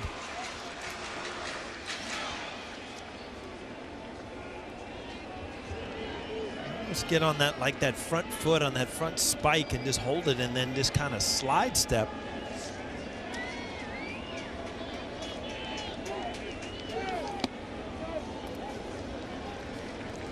Seattle has its closer up, Roenis Elias. It's kind of a timing device right there. And I tell you what, if you're Maben, and you look at that right side, you could almost push bunt to tie this game up. Whole right side open.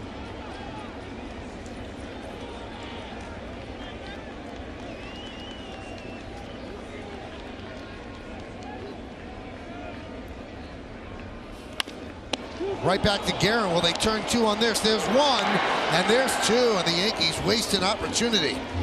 No runs, 2 hits, and 1 man left on base. We're going to go to the 8th. It's 2-1 Seattle. The Yankees go to Tommy Kahnle. Those are the numbers on Kahnle, and we'll go deeper. In his last 11 games, 30 batters faced, 28 outs, 2 walks, and 13 strikeouts. The first Yankee pitcher in history with 11 straight relief appearances of no runs and no hits. Pretty impressive. And you take where he was last year, and hard work and feeling a little bit better. He's back to where he was when he came over from Chicago.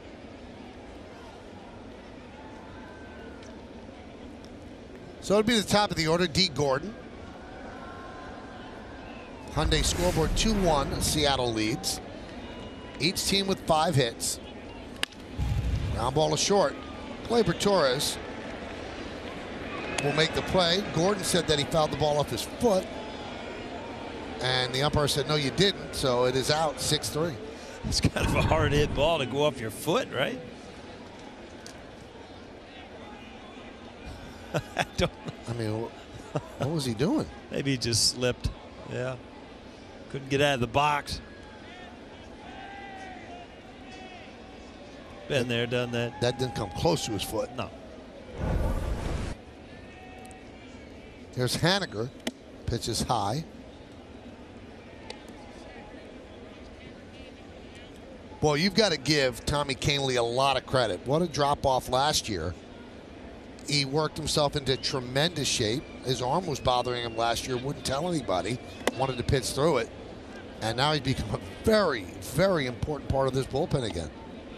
He was not pitching in big moments last year.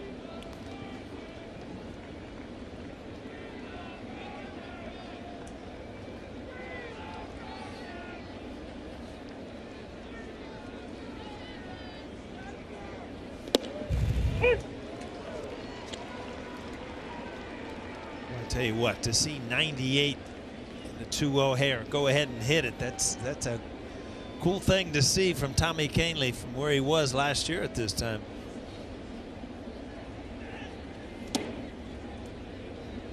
He's kind of gone to being a two-pitch pitcher where, you know, he uses that great fastball and then a changeup. Remember, he used to throw that slider a lot also.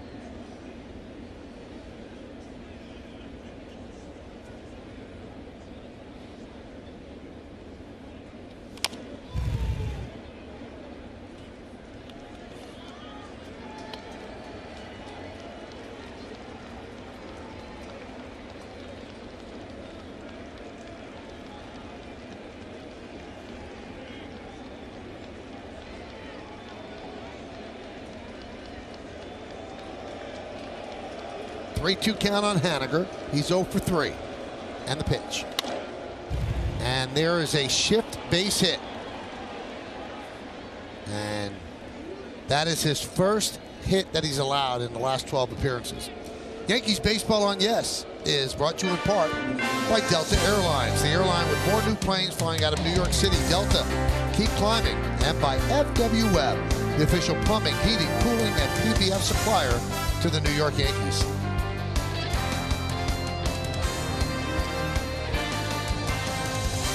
All right, so Paul, they had him played the pole clearly. Did he do that on purpose or was he just late? Well, he probably, I don't know. To me, you know, the ball's away. That's the one thing I don't understand about shifts is you don't pitch to him. And the ball's away. It's a much easier pitch to go that way. When it is 98, it could well be late. Right.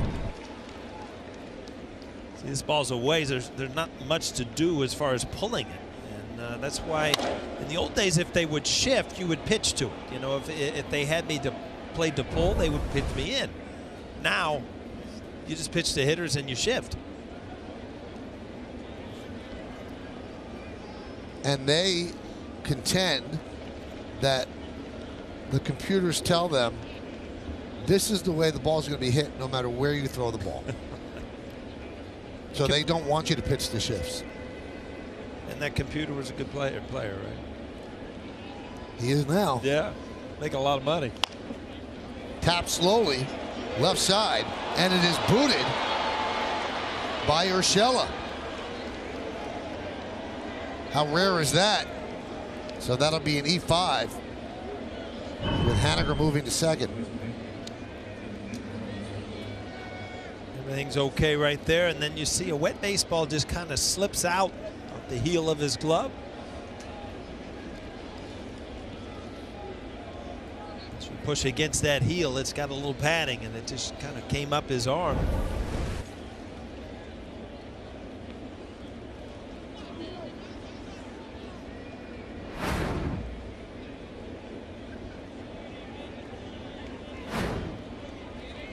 So here's Encarnacion, his home run in the 6th inning. The difference in this game right now, 2-1 Seattle leads. First and second, one man out.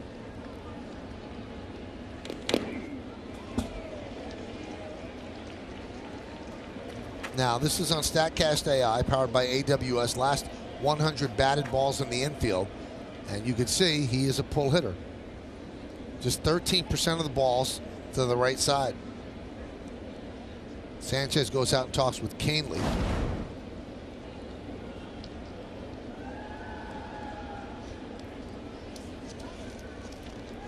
His home run in the 6th extended his modest hitting streak to 5 straight.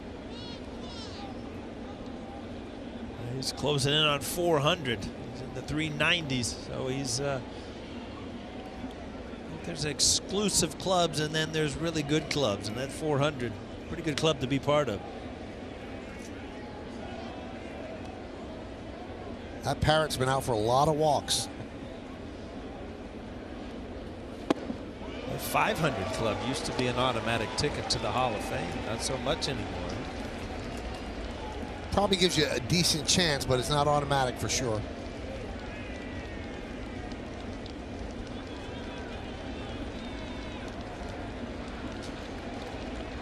There are 55 players with at least 400 home runs. Edmonds at 391. Fly ball, left field. Maben will make the play for the second out.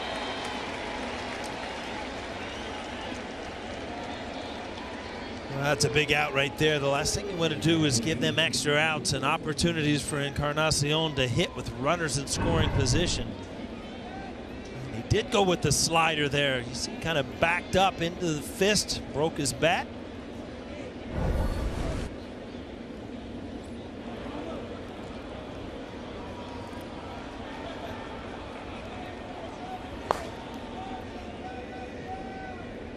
Here's Domingo Santana, first and second, 2 outs.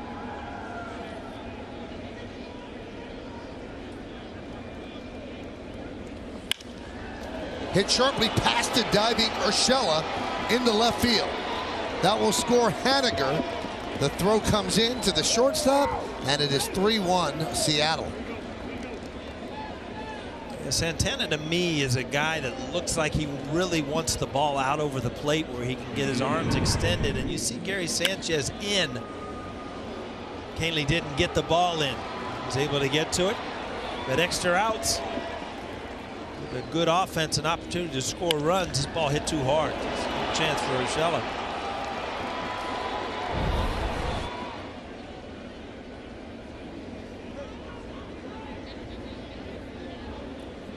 Well, that is an unearned run because of the E5 to Urshela, but it counts on the board nonetheless. Here's Jay Bruce.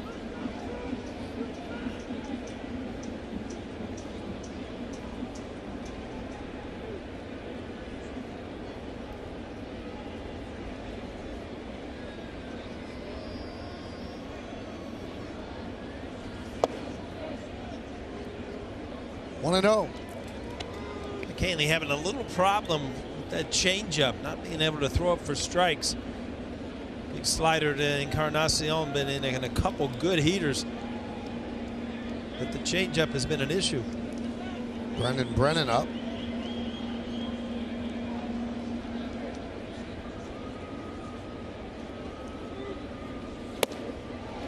That RBI single by Santana gives him 33 ribbies on the year. It's a 3-way tie for the American League League. He is tied with Jose Abreu and Adalberto Mondesi.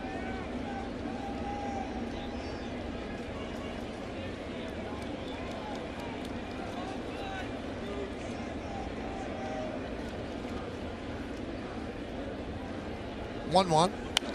Check swing, foul back, 1-2. Jay Bruce with a double and a run scored. That was in the second. Then he singled to right in the fourth. Really a fly ball that fell between Gardner and Frazier. And then a fly ball to left.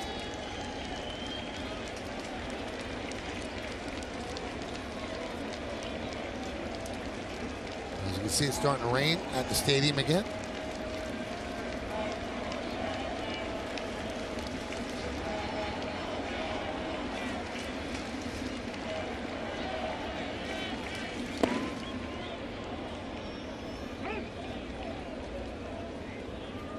Been 4 consecutive off-speed pitches here to Jay Bruce.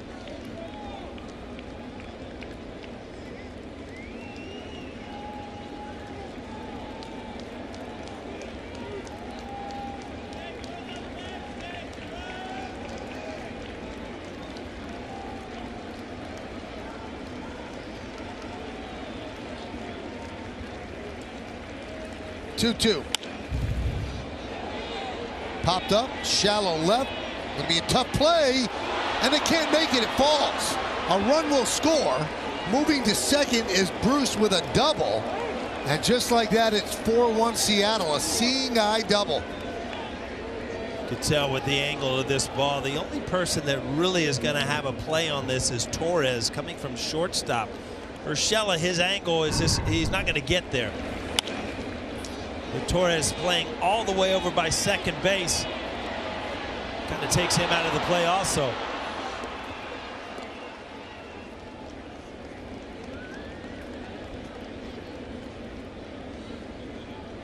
So a somewhat unfair but rough inning for Canely. A shift single, an E5, and then a bloop double, and it's 4-1 Seattle.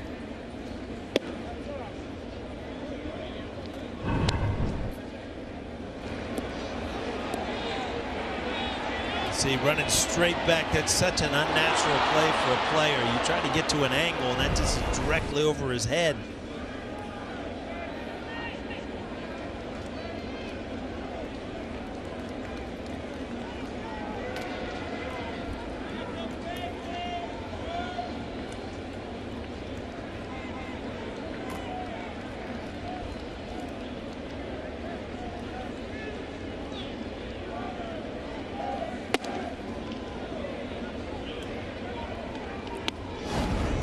Two and 0.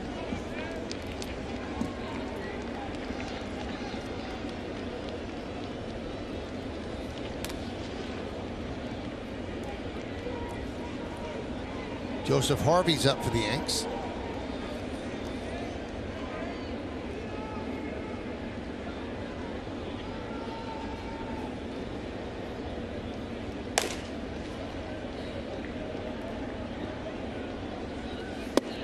It's a big batter right here. 4-1, completely different animal than 6-1.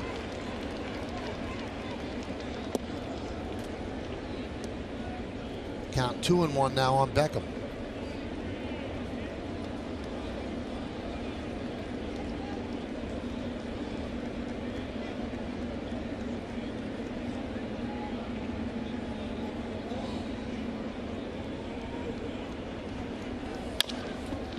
Chop to Urshela on the short hop, makes the play, and that will do it.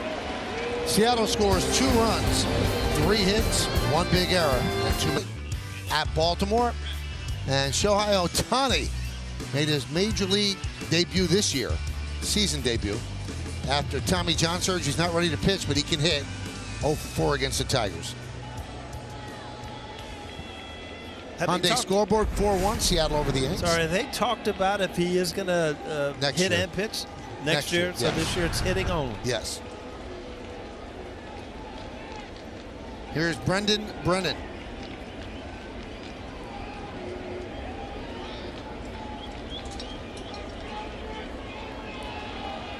Starting to come down at a pretty good pace again. Here is Brett Gardner against Brennan.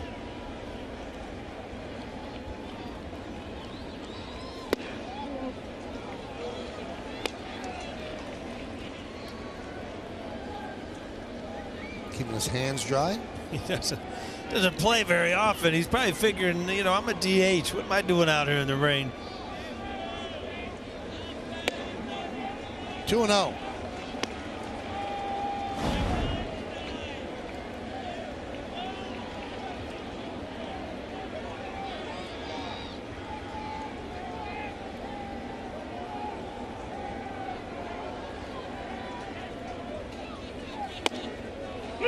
Two and 1.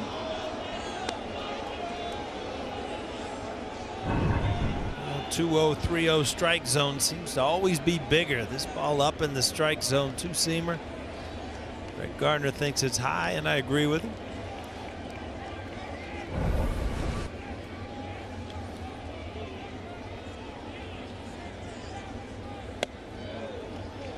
Three and 1.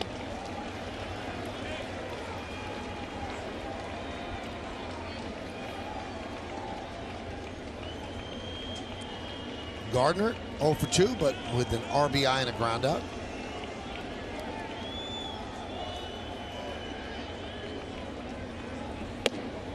Ball 4. Gardner starts off the inning with a walk against Brennan.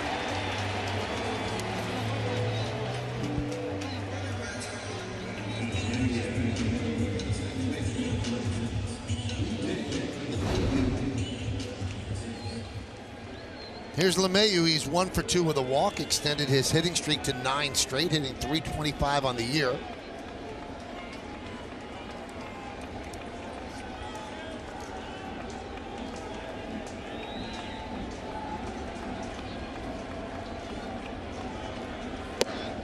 Brennan made his major league debut March 21st of this season in the season opening series against the A's in Japan.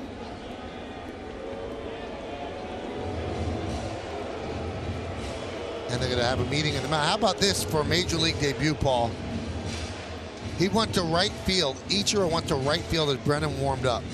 Then Ichiro left the field for his big farewell, which stopped the game. Fans gave him a long ovation. Ichiro said goodbye to his teammates. And then Brennan had to pitch the bottom of the 8th inning of a tie game. You know what he did? Pitched a scoreless inning. Probably thought it was all for him, huh?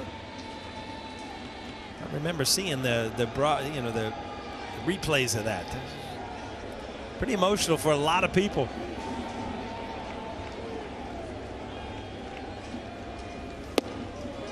Two and 0. Brendan having a tough time finding the strike zone here. Walk a few guys to get the Yankees an opportunity to get right back into this game.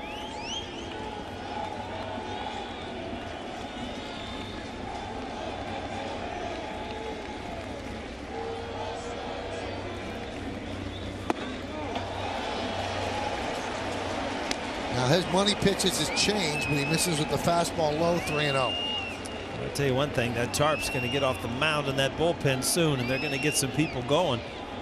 Scott Service cannot let him get in too much trouble with only a 3-run lead.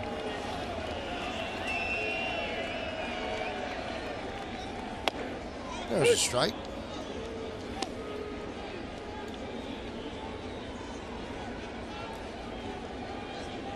And as you said,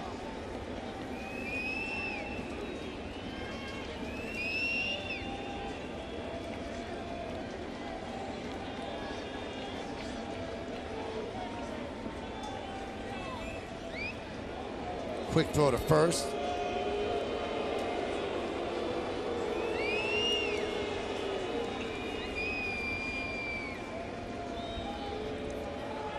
Anthony Swarzak came over from the Mets in the Cano deal.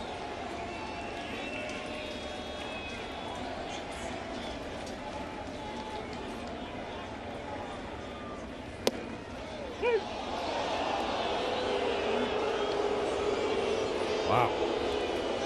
2 pitches in this inning, a 2-0 to Gardner, and then a 3-1, all clearly inside.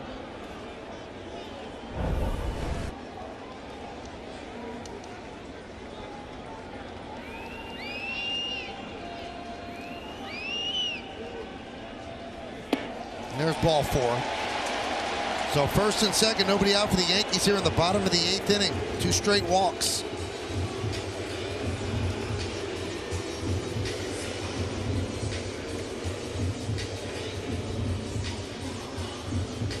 Pitching coach Paul Davis will go out and scold his pitcher. Yeah. Now, quick word from Spectrum. Spectrum Internet. No data caps, no contracts. Just faster speeds with better performance.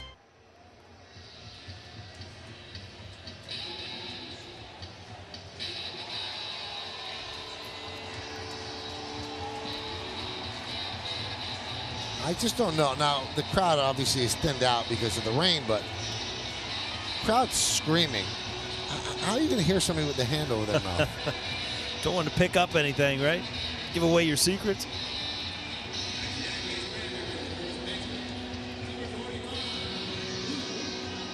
Now that'll bring up Luke Voigt as the tying run. Yankees trail 4-1. Well, Michael, you made a good point last inning. I mean, you're 4-1, a base hit away from being 6-1, and they got out of that. And now you've got the tying run at the plate because of that.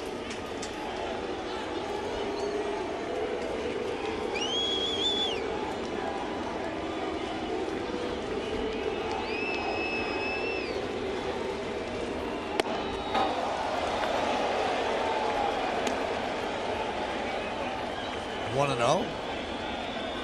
Brennan having trouble throwing strikes. Yeah, he's throwing that two-seamer, and he throws it hard, and it's got a lot of movement. A lot of times when you just can't find that release point, and you're a sinker ball pitcher, the strike zone starts moving around on you.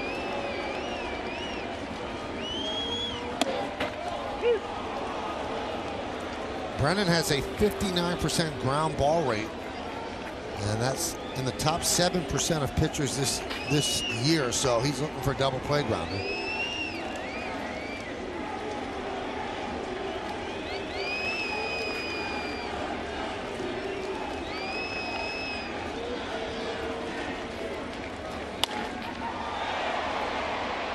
Mariners manager Scott Service said that the Seattle analytics department identified Brennan's swing and miss changeup as a unique pitch.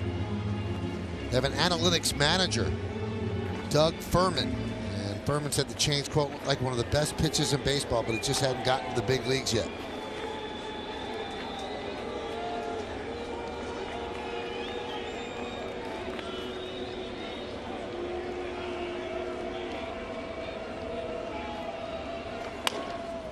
Ground ball to third.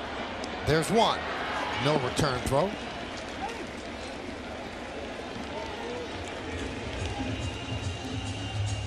As Gardner moves over to third.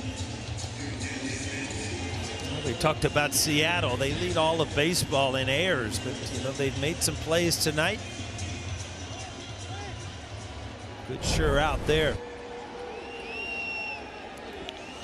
Now, Paul, Seattle is so locked into the analytics aspect of the game that they wear T-shirts around the clubhouse. Mariners. Mariners. All right, I got you. I'm not going to ask for one of those. I don't know that that's going to make my weightlifting shirt. So here's Gary Sanchez. He's 0 for 3.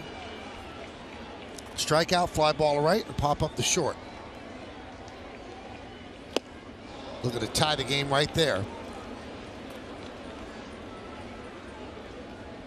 That was that changeup you're talking about, Michael. At 85, he's been up in the 96, 97.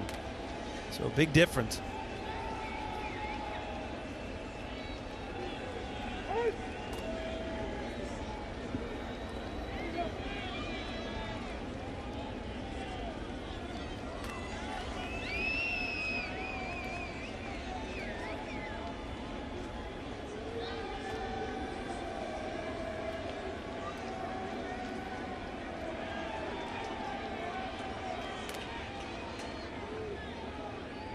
The 0-1.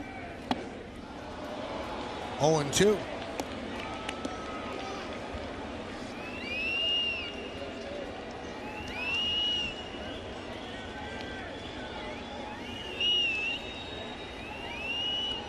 This is not a good place as a hitter when you really don't know the pitcher well. You haven't had at bats, and you have not seen his fastball yet, and you're 0-2 in a count.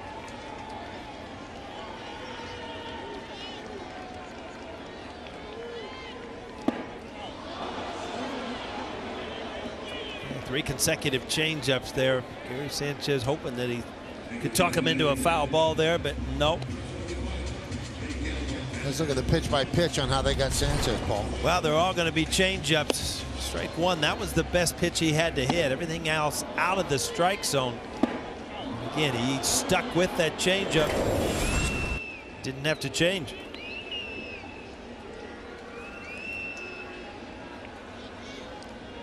And here is Andujar. First and third, now 2 out. So the Yankees threatened in the 7th, threatening here in the 8th. Nothing across yet.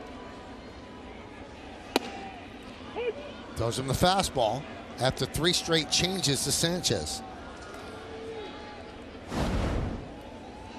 He has suddenly found the strike zone after walking the first 2 batters of the inning.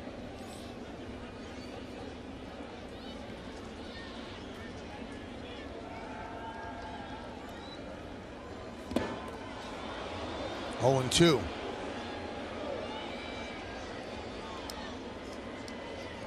Brandon Brennan. Yankees hitless with runners in scoring position tonight. 0 for 8. Seattle's 2 for 9.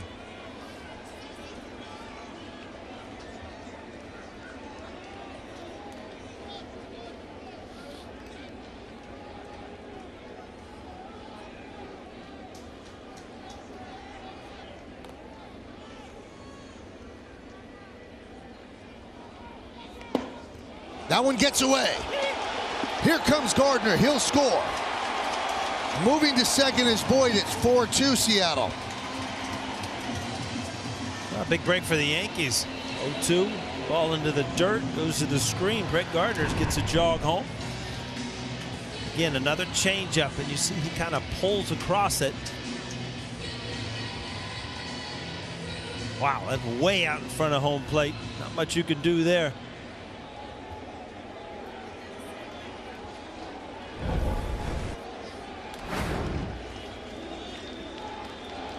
That scored a wild pitch. The 1-2. Swing and a miss. And that will do it here in the 8th. The Yankees get a run because of the wild pitch. Couple of walks. One man left. We're taking it to the 9th. 4-2 Seattle. At Yankee Stadium. And a new Yankee pitcher is Joseph Harvey as he tries to hold it right here at 4-2. This will be Harvey's 8th game. Has 8 strikeouts and 7 in the 3rd innings, 8 hits and 5 walks.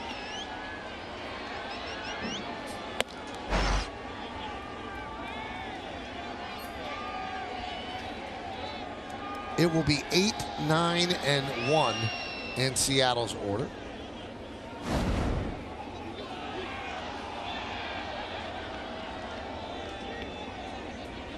Starting with Ryan Healy. Healy is sac fly to center in the 2nd, popped to 3rd in the 4th, and struck out looking in the 7th.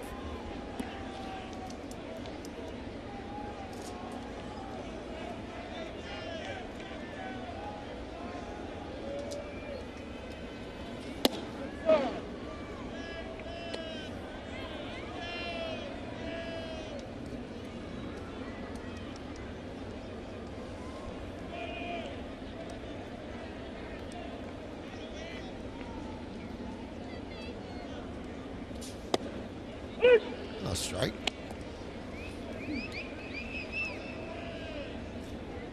There's little I've seen Harvey throw. He's not shy about that fastball. He will come after you.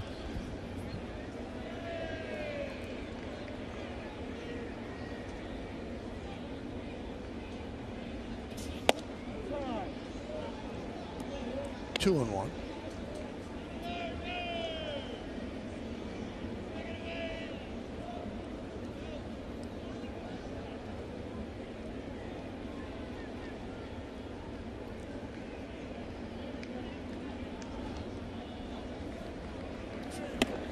Those with those loud, booming voices, those are the ones that get be heard now. I'm sure players can hear people in the stands now. You can hear conversations. Yeah, when it gets good. This reminds me of the old days when you play in the minor league parks, and you know, they would, not a lot of people. You could always hear somebody that didn't like the way you were playing or had something to say.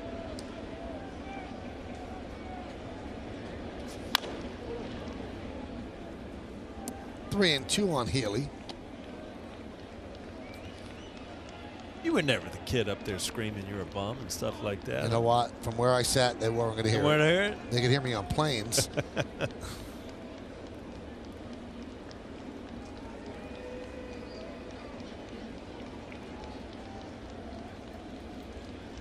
Game going on during that text, you know? They could be texting about the game. Right through the shift for a base hit for Healy. Now, a quick word from Memorial Sloan Kettering Cancer Center. Memorial Sloan Kettering has given Jessica the ability to live her life while undergoing her cancer treatment. So a base hit for Healy and promptly a pinch runner. Dylan Moore will take over at first base.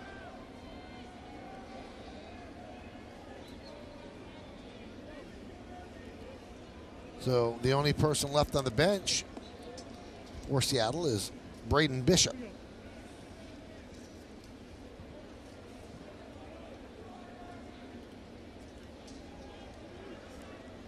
Here's Narvaez.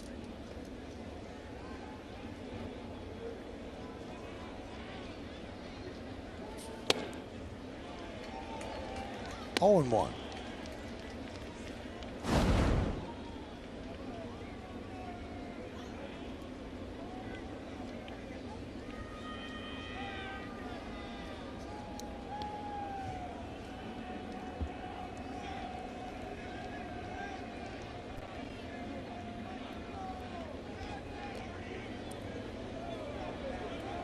Balletic play there by Luke Voigt. Well, hockey goalie over there. Got to block everything, jump, keep it from going in the stand. Wow. The ball was by him. He kind of stabbed at it.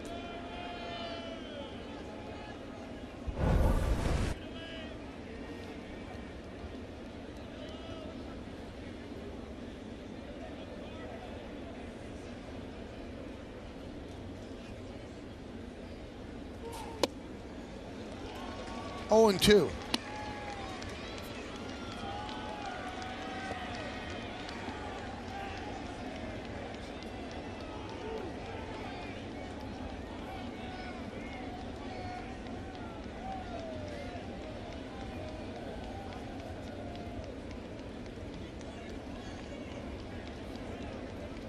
Four runs on 9 hits for Seattle. 2 runs on 5 hits and 2 errors for the Yanks.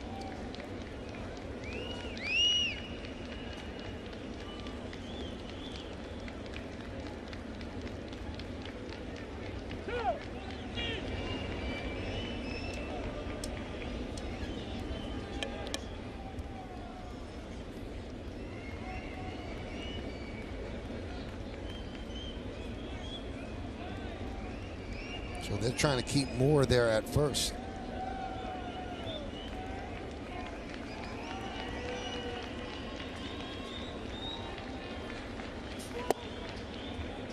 One and 2. So in the last 2 innings, the Yankees have had their chances. They had first and second, nobody out in the 7th. They don't score. Then they had first and second, nobody out in the 8th. And they score 1 thanks to a wild pitch.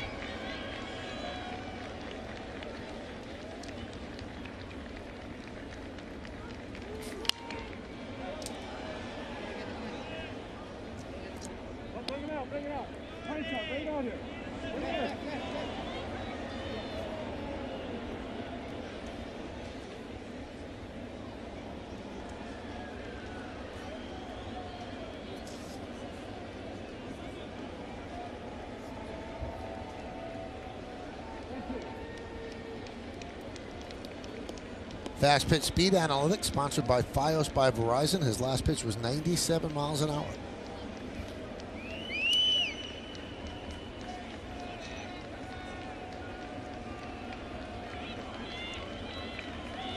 Swing and a miss. Nope. Foul ball as Sanchez could not hold on. Took a little bit off of it, but still able to get a piece of it. Change up, and you see just off his glove. And a quick look back to see if Sanchez had held on. Now he gets at least another hack.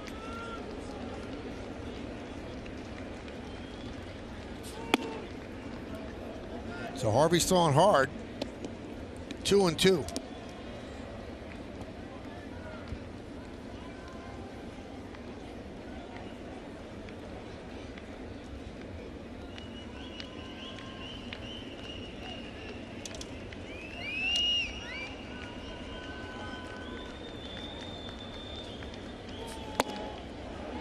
Now 3 and 2.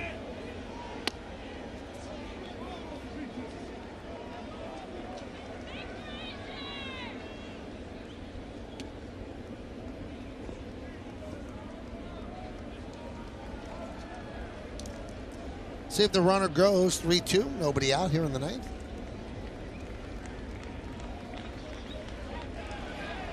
Yankees think he's going.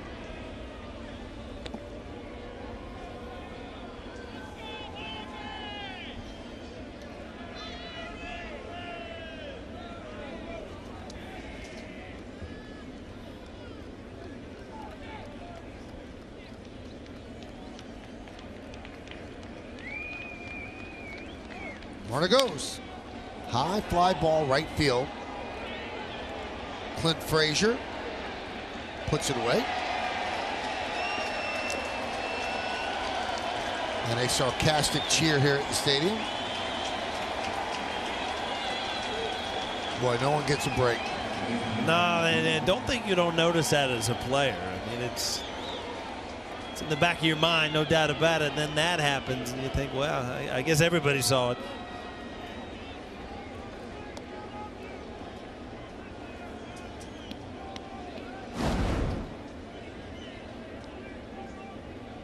There's D. Gordon.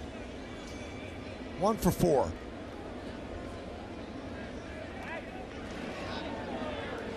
Playing catch with Voigt.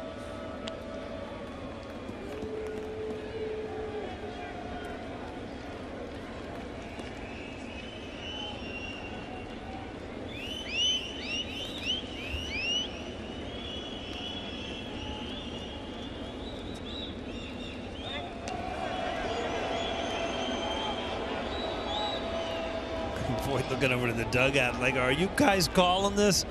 Because it went over a lot.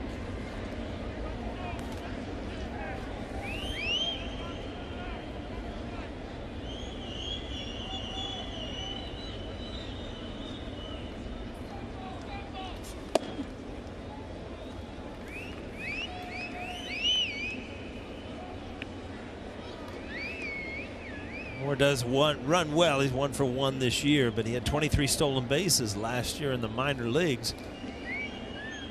They got him in for a reason, not just to take somebody's spot.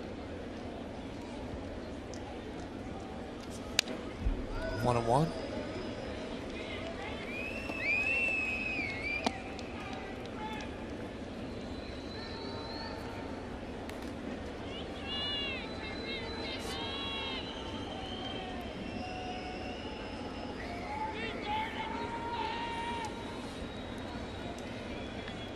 Defense straight away for Gordon in the infield. Gardner shades toward left center in the outfield.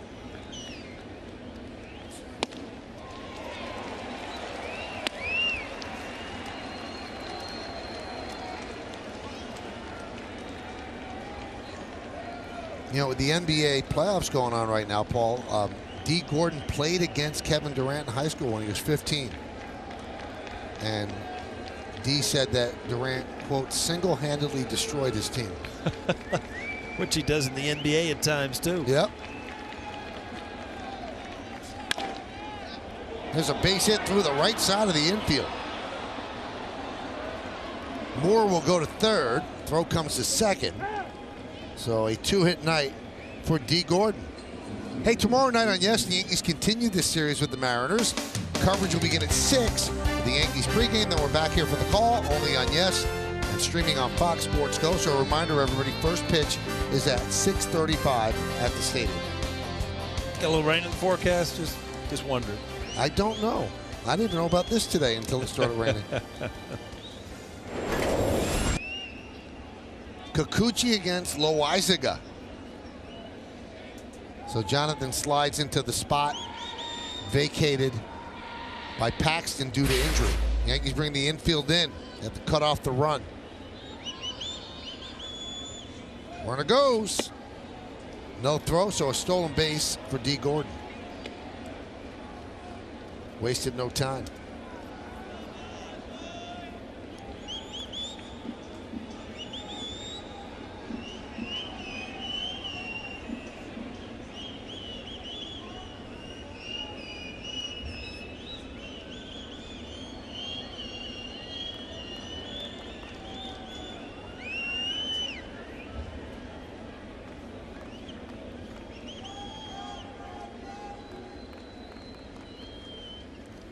Infield in.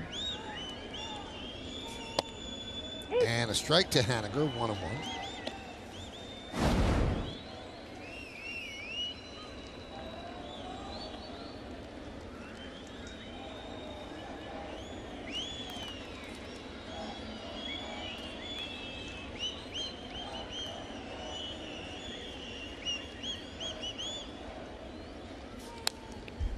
One and two. Needs a strikeout here. Well, you're right. Every time you think the Yankees are just right back into the game, Seattle kind of puts up another number.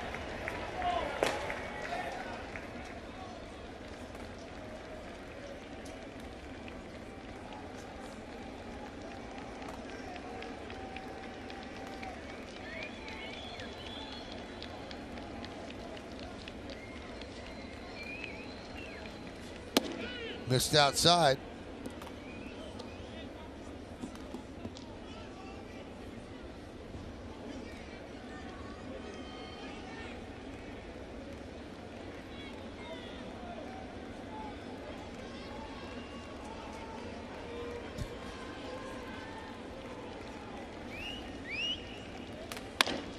Grounded to Urshela. He's going to come home, and they'll get the out at home. As Gordon moves to third. Good job by Urshela. You got to save runs now. You can't do anything else. He gets the ball in plenty of time.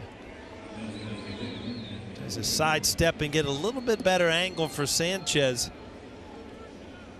Because at this day and age, with no hitting the catcher, it's a far easier play.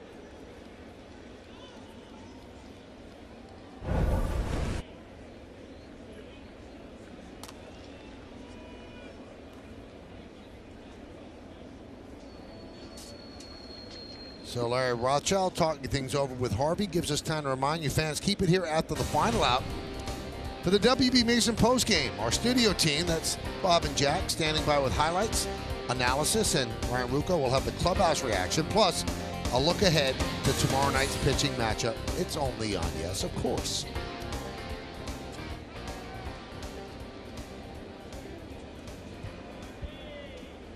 So first and third with 2 outs, and Vogelbach at the plate. There's some power against power right here. You've seen some of Vogelbach's swings. I mean, he doesn't look like he was trying to feather one to left field.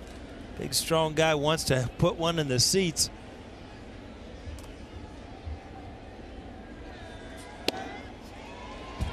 Well, Harvey is real. This is about as hard as he's thrown since he came up. Yeah, he's been consistently 96, 97 tonight. He feels the importance of this out.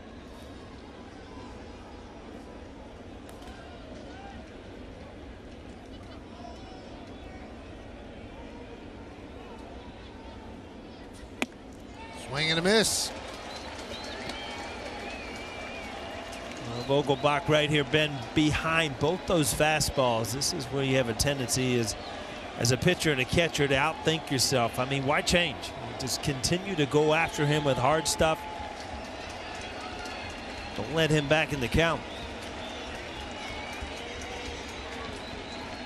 The 0-2. He struck him out. Harvey does not allow a run. No runs, 2 hits, 2 men left. We go to the bottom of the 9th. Do the Yankees have a rally in their bones? Scott Service will go to Anthony Swarzak. Dylan Moore pinch ran for Healy, so he stays in at third. Swarzak 3 for 5 in save opportunities. This will be his 12th game. 12 strikeouts, 7 walks in 10 innings. He's 33 years old.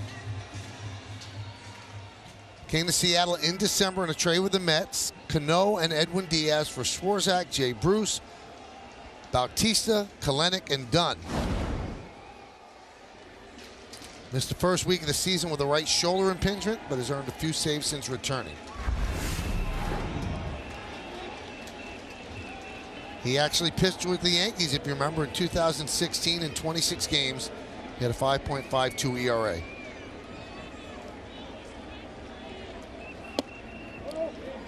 Clint Frazier takes outside.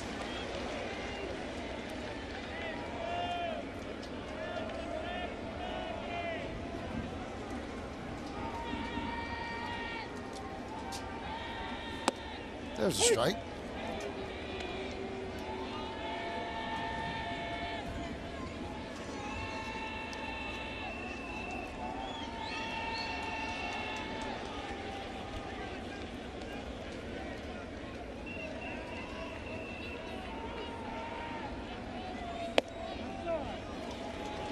See that Narvaez tried to pull that into the strike zone. 2-1. Yankees need a base runner. If they have one, then the batter becomes a tying run. It's a pitch all night that really has not been called, just off the outside corner. Fly ball, right field, long run for Bruce, and it falls in foul territory.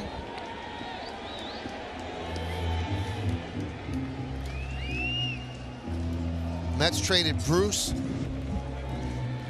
and Swarzak as part of that deal to help defray some of the cost of the 5 remaining years on Cano's contract.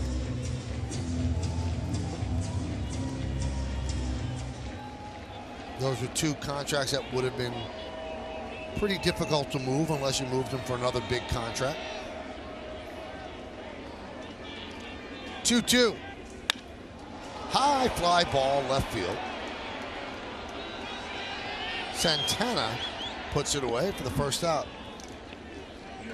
Hey, subscribe to the new Full Count podcast with David Cone and Jack Curry, and hear stories from Cone's amazing pitching career. The 5-part series is available now wherever you get your podcast. And Full Count is also the title of their new book that's coming out, and it's a great book.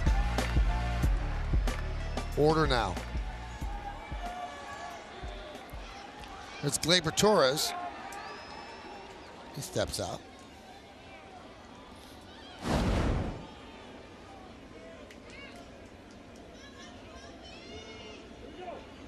You and I should write a book, Full Stomach. Full stomach. Doesn't happen in extra inning games. You go home starving. Rain delays and extra inning games don't help that. No. The 1-0. Line to the center field. It's a base hit. Cutting it off nicely is Haniger, and he holds Torres to a single. So Torres is 2 for 4, and his hitting streak is 12 straight. A good piece of hitting here. Centered it in the middle of the field, and right now that's what you need. A little slider up in the zone. Got to get a base runner to get that tying run to the plate. Michael, like you said, they've had a couple opportunities in the 7th and the 8th. Now here in the 9th, trying to get something going. So here's Gio Urshela. He is 1 for 3 with a run scored. Yankees trail 4-2, bottom of the 9th.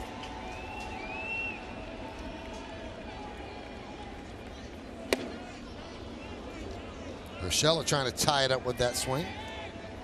Yeah, it's so hard for a young hitter up there at this point in the game. You know what you want to do is to tie this game up with a big 2-run homer. Just start to swing a little bit harder.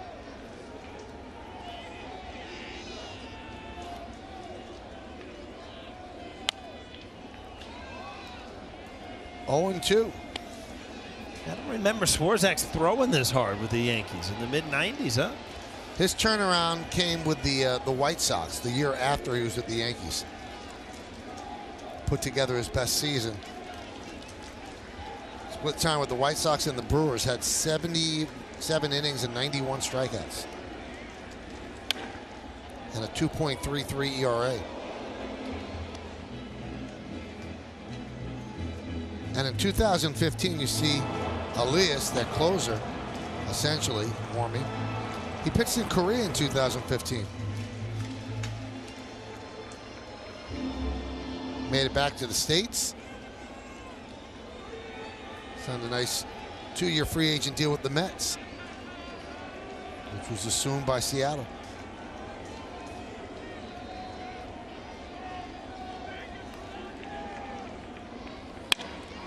That one's driven deep to center field. Going back, Haniger still back. Track, wall, see ya. Tie game, a 2-run shot.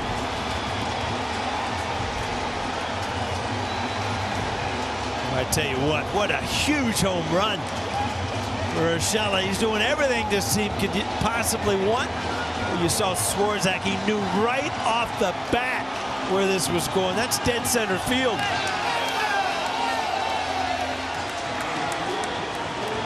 Into Monument Park, the 2nd home run for Urshela. Boy, he is doing it all, and that makes up for the rare error he had in the field. Boy, it's a big league at bat to stay out there and just drive one dead center. I'll tell you what, you've tied this game up. Now as a team, you got to win it, and you feel like you've just stolen one.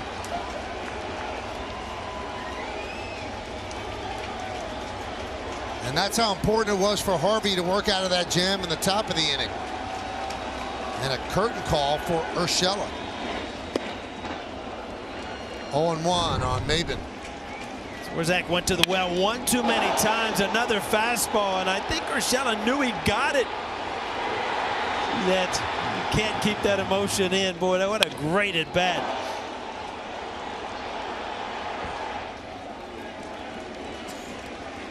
You do have to wonder why Swarzak and not Elias.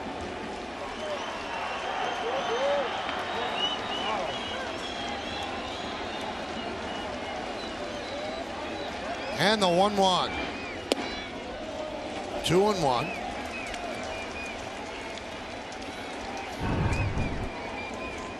Watch Swarzak, he knew it. Ah!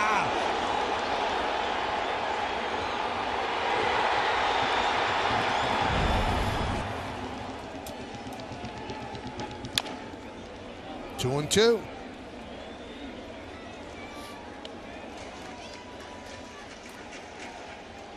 First 3 major league seasons, a .225 defensive specialist, average-wise. Look what he's done this year. He's at .360. On-base percentage over .400. Slugging percentage about 250 points higher than the first 3 seasons.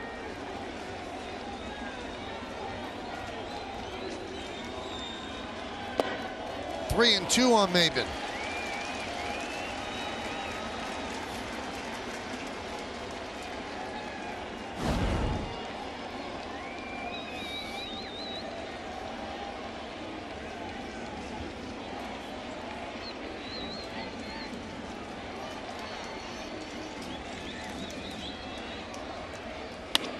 Ground ball through for a base hit.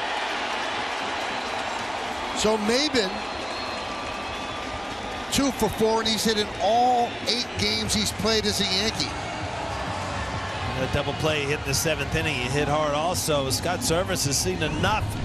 Going to go get the lefty, a little harder to steal a base off of. And it's probably your true closer, as you said, Michael, huh? Absolutely. So with Gardner due up and Maben on first base, a threat to go, that'll do it for Swarzak. Elias will make his way in. How do we get here at 4-4?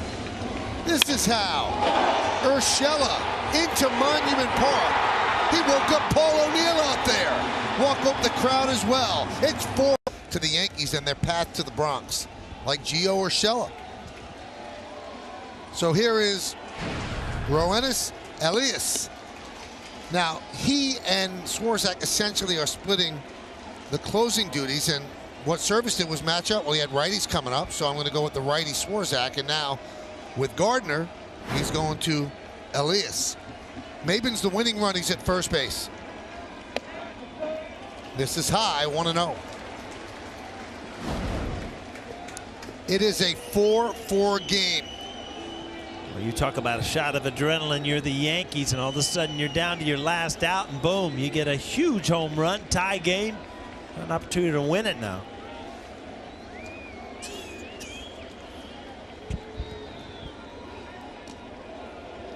Got the good left-handed balk move over to first. And gave Maben a look at it, though.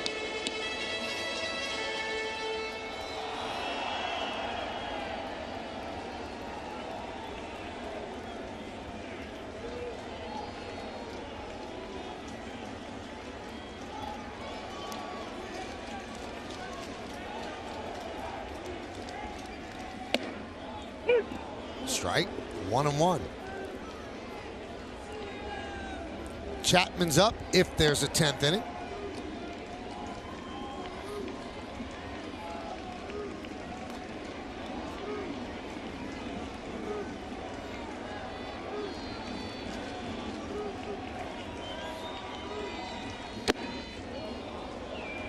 One and two on Gardner. LeMahieu's on deck.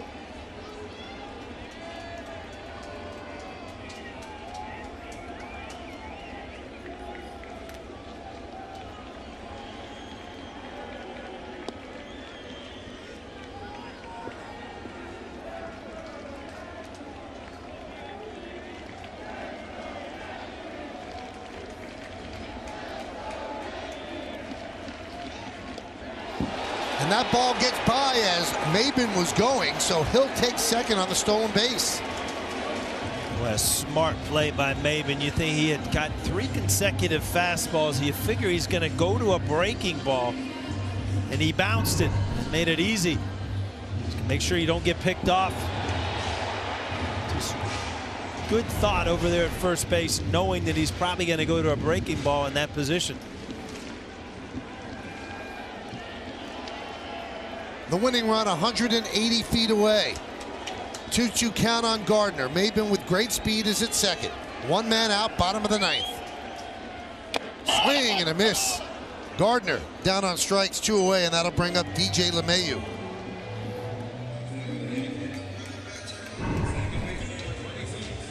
Well, Brett Gardner just saw that breaking ball, and then they just pumped one at 94 by him.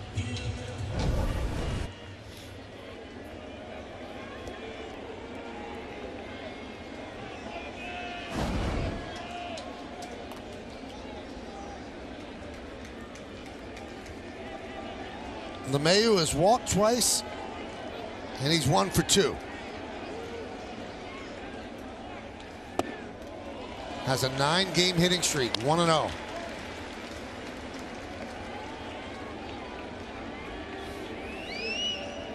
Two outs, runners in scoring position, 8 for 18. That's 444 with 9 ribbies.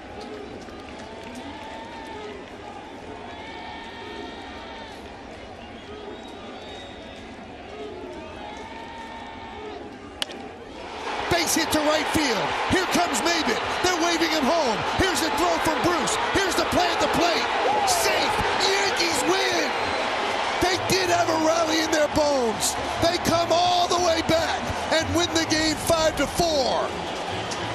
I tell you, a huge hit. You know Maben's got good wheels, but you're going to see a replay here. And obviously they're going to contest it, see what happened. But I tell you, what a comeback with 2 outs in the 9th to this point. He cuts the corner good, gets a good push off, knowing he's going all the way, kind of reads the throw. And he's safe. I got to give it to him. Well, let's see if they give it to him when the umpires look at it in Manhattan. And Paul, you are right. Let's go, he is Michael. safe. Game over. The game is over. What a win for the Yankees, though. I mean, you talk about games you shouldn't win. This is one, and they just took away from a pretty good team, the Seattle Mariners. The Mariners have seen it on the big board, and they're leaving the field, so they know that the call was correct by Dana DeMuth. Now just the official word from down in Chelsea.